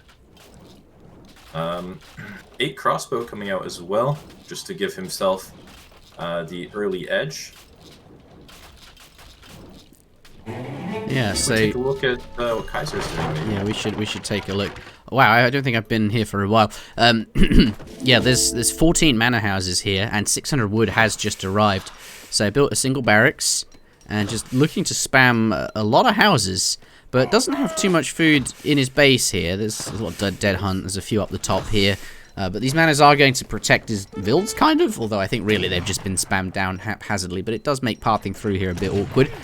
For the units that matter, though, cavalry, Red hasn't trained any of them, so these crossbowmen just going to come in here, and these houses don't really matter too much, they're just for the villagers, going to start shooting these villagers down. Did manage to get, I think, half of a vill. Let's see what it was. And here it is, very low HP, but those crossbowmen, oh no, muskets, do find themselves on top of them. Yeah, I mean, a couple good shots in there. It's going to be a good trade for Kaiser. The musket's going to come in. Longbow's popping out, though, going to dissuade those. So, yeah, a few kills coming in for Kaiser. Those longbows are going to keep that trading post alive as well. And looks like Hazza might be gathering to age. 700 coin just arrived. He's gathering that up with his villagers at his town center. He's got the food to age. And yeah, this seems like a good time to do it. I mean, his army size is roughly equal to Kaiser, but Kaiser is not going to be able to push his town center at all, and probably not going to have really any opportunity to punish this. And that's going to give him opportunities to ship things like organ guns and get Cassadors and veteran upgrades. And Kaiser's going to be pretty far away from Fortress himself, most likely. $5 coming in from Harrison. Thank you very much indeed. But yes, Fortress Age and Q, going up with the Exiled Prince. Continuing to train muskets during transition. Let's take a look at his deck. Has got organ guns in there. I wonder if those will be shipped if he's continuing to train muskets. Switching over to Kaiserklein, also continuing to train muskets. Has now finished his house boom. 20 out of 20 there. And I think now this is where we need to see. I think his decision will be very clear from his sort of next shipment. What he intends to do. Can I stay age 2 then? Musketeer attack coming in. And it looks like going to push out with those units there. Has a few longbowmen, but lots of muskets for that upgrade to effect. But you'll see that his opponent has just hit the Fortress Age, and I wonder if there's a bit of a window here to do some damage. Certainly this town center was placed forward, so these blue units here, good time to be pushing. Red doesn't have any upgrades just yet and is low on units, but there's enough stuff there, and obviously Minutemen as well, that this TC will likely get up anyway. He could just siege it down, but I don't think that's a very good idea. He'd lose a lot of units. So instead he's just going to take the advantage of having more units and the upgrade there versus these low HP units, which have to fight to defend that TC. And he's going to get a nice... It's going to pick up some sort of victory there because of that. But Cassadors are now going to start being trained. And that is really the weakness of the Musketeer. What do you think of Kaiserklein's position then? I mean, it was a good fight just there, sort of. But with Cassadors coming out, perhaps he wants to pivot. This is looking really tough for him, to be honest. And behind this, like, has actually shipped 1,000 wood as well. So he's going to be sitting pretty far ahead and pretty safe with the two town centers in the middle. And Kaiser's kind of just trapped in the second age. Going to be making inferior units. And he does have, the economic advantage for the time being. But with the amount of map control and presence that Hazza has on the map, it's going to be, maybe another 5 minutes or so, and Kaiser's going to have to start thinking about moving out to the left side of the map where his vills will be more exposed, and by that time, maybe these 3 town centers will be paid off. But yeah, it really depends on whether or not Kaiser chooses to stage 2 and tries to force some kind of advantageous fight with a surround with the Hussars or something like that, which looks like that is what he's going to do, with the Musketeer upgrade coming in. And, yeah, I don't know. I think things are looking really good for Hazza at the moment. Noel told me not to build houses at the FB. Why is Hazza doing it? Are there any? I don't think there are. Well, just a random comment I thought I would read. But so you think his plan is to ship both these musket shipments and try and make something happen in Age 2? It takes a long time to age his Brits, so he's got that upgrade in already. He's kind of half committed, so just go the full whole hog. Get enough muskets to hopefully snare the Cassadors, and then your super beefy, powerful muskets that you've got the double upgrades on can hopefully just make some work happen. If the muskets get in range of the Cassadors or really anything, they're going to make stuff happen. Just wonder if he's got enough Hussars to really take an engagement or make something happen and get those units to connect. And actually fighting in the center of the map here is quite a daunting prospect, given there's 2 TCs, although there's no... there is 7 villages here. The other one's got 2 villages, so not enough villages up here to make this, make them both fully effective. But still, it's scary to stand underneath them. And those Cassadors starting to pick off a few muskets, so... not able to make something happen just there. And now enough Dragoons should be on the battlefield as well. 3 will be popping from this stable. Did get it up to 4. Has 5 in queue on the way. So once they arrive, that also makes it even more difficult for Kaiserklein to make something happen. The advantage he does have, though, is a 56 Vil Eco with steel traps, placer mines, and all that good stuff. However, his opponent is on, if I switch over, 42. So quite, far behind, although he does have steel economic theory and spice trade. So perhaps it is a bit more even. Question is, does that matter? Can British, I don't know, up against these big, scary Fortress Age units, I don't really think that's enough of an advantage. Yeah, I mean, he is making, like, H2 units against H3 units. But, I mean, he has the 2 cards in the muskets. They're basically better than muskets. The longbows have extra range over the castors. So, I mean, he has some advantages, despite being an age down. 1 villager going to be picked off there. But, yeah, I'm just... the longer this goes on, the harder it's going to be to break that forward position. And this is just really difficult to push in here with the hussars and stuff like that, with all the trees and the 2 town centers right next to each other. So... yeah, Kaiser looks like he's just going to be pushing past the town center, trying to find some villagers on these hunts or gold mines. So far, nothing, but yeah, just his solution to the problem is just going to be to ignore the problem and push past base. Get a couple of vills there. We've all been there. The solution to the problem is to ignore the problem. Yep. But, I mean, it's working out for him so far. Yeah, and that said, he's like, all the hunts are on that side. Those town centers aren't really protecting anything. So if he can, like, just hold this position here, those town centers, what are they really defending? Not all that much. Thing is, though, Kaiser is well, he's up against a lot of Fortress Age units. Yeah, it's definitely not an easy position. The longbows, he doesn't have quite enough of them to deal with these veteran castadors. He's going to be backing out of there, but he did kill quite a few vills here. He killed probably around 3 or 4 vills. And idling a lot of vills in the middle of the map under the town centers as well. Yeah. Pushing back on in here. A lot of range. Let's switch to H and see what he's got coming. 2 organ guns as well. And I think that is really going to make things awkward to deal with. He's got nothing to really handle artillery too well, except maybe mass longbows and those cavalry if he can get them in range. Longbows having a lot of range there, but the organ gun's setting up. Oh, big volleys. Plus 10s. Perhaps he's just going to go for the nuke them down strat, which works quite well if you have enough longbows. But he's going to lose a lot of units doing it. Does get them both down though, but look at all the muskets that have dwindled away doing that. Yeah, his whole army has been melted here. And he doesn't really... I don't know if he can H behind this. And his vills are kind of exposed now. They've moved out into the left side of the map. Hazza's got a big military advantage. He can possibly push those vills. And if he does that, Kaiser's going to be in big trouble. Yeah. Being forced back here, the Castor is going to be pushing forward. Dragoon combat going to be coming behind this, so the army's just going to keep getting stronger. $100 coming in from, I just caught the end there. I think Yuri something, but thank you very much. Very close to that total now, 1,850 total. But I saw Yuri of Londor on there. I believe that's the same person that made the $1,000 donation last week. So pretty much this entire donation bar has been from this person. So really, thank you very much. We really appreciate that. Good stuff. Trading post might go down now in a couple of villages, but I think that's the least of his concern, actually. Yeah, losing a lot of vills here. Hussars coming out now too, getting onto the longbows. Kaiser does have Hussars to force them away there. And some musketeers in the back as well. So it looks like Kaiser's going to be able to hold on. Villager is going to be coming back to the hunt, or possibly just walking into the fight. He knows he needs to win this fight, so the vills are going to join.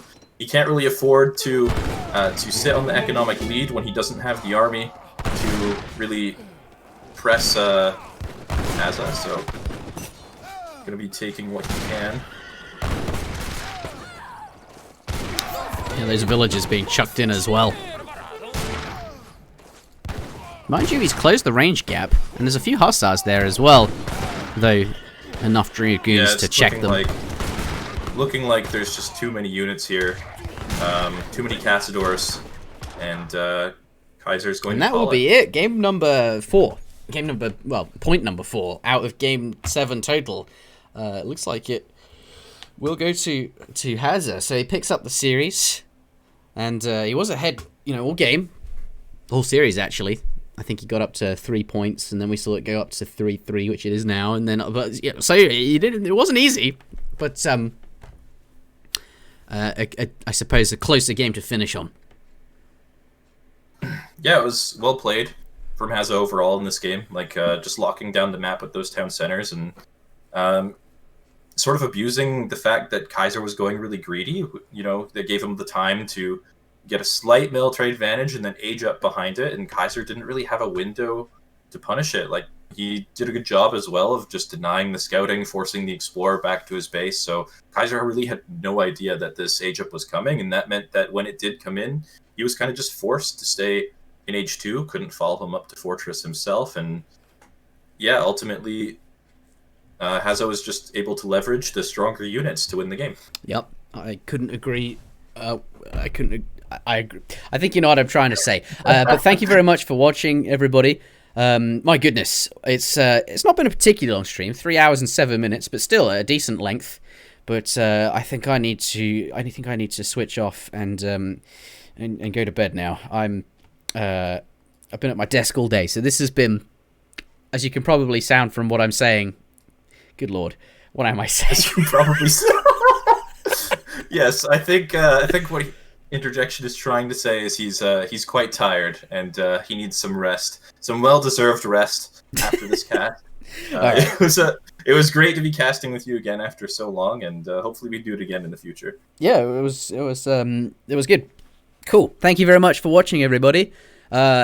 Just to repeat, Hazza H does win the Goodhouse Cup, and we managed to raise $18. I think we'll end it there. Yeah, we raised $18. All right, see you guys. $1,800. Good stuff. Thank you for watching. See you later, guys. Bye-bye.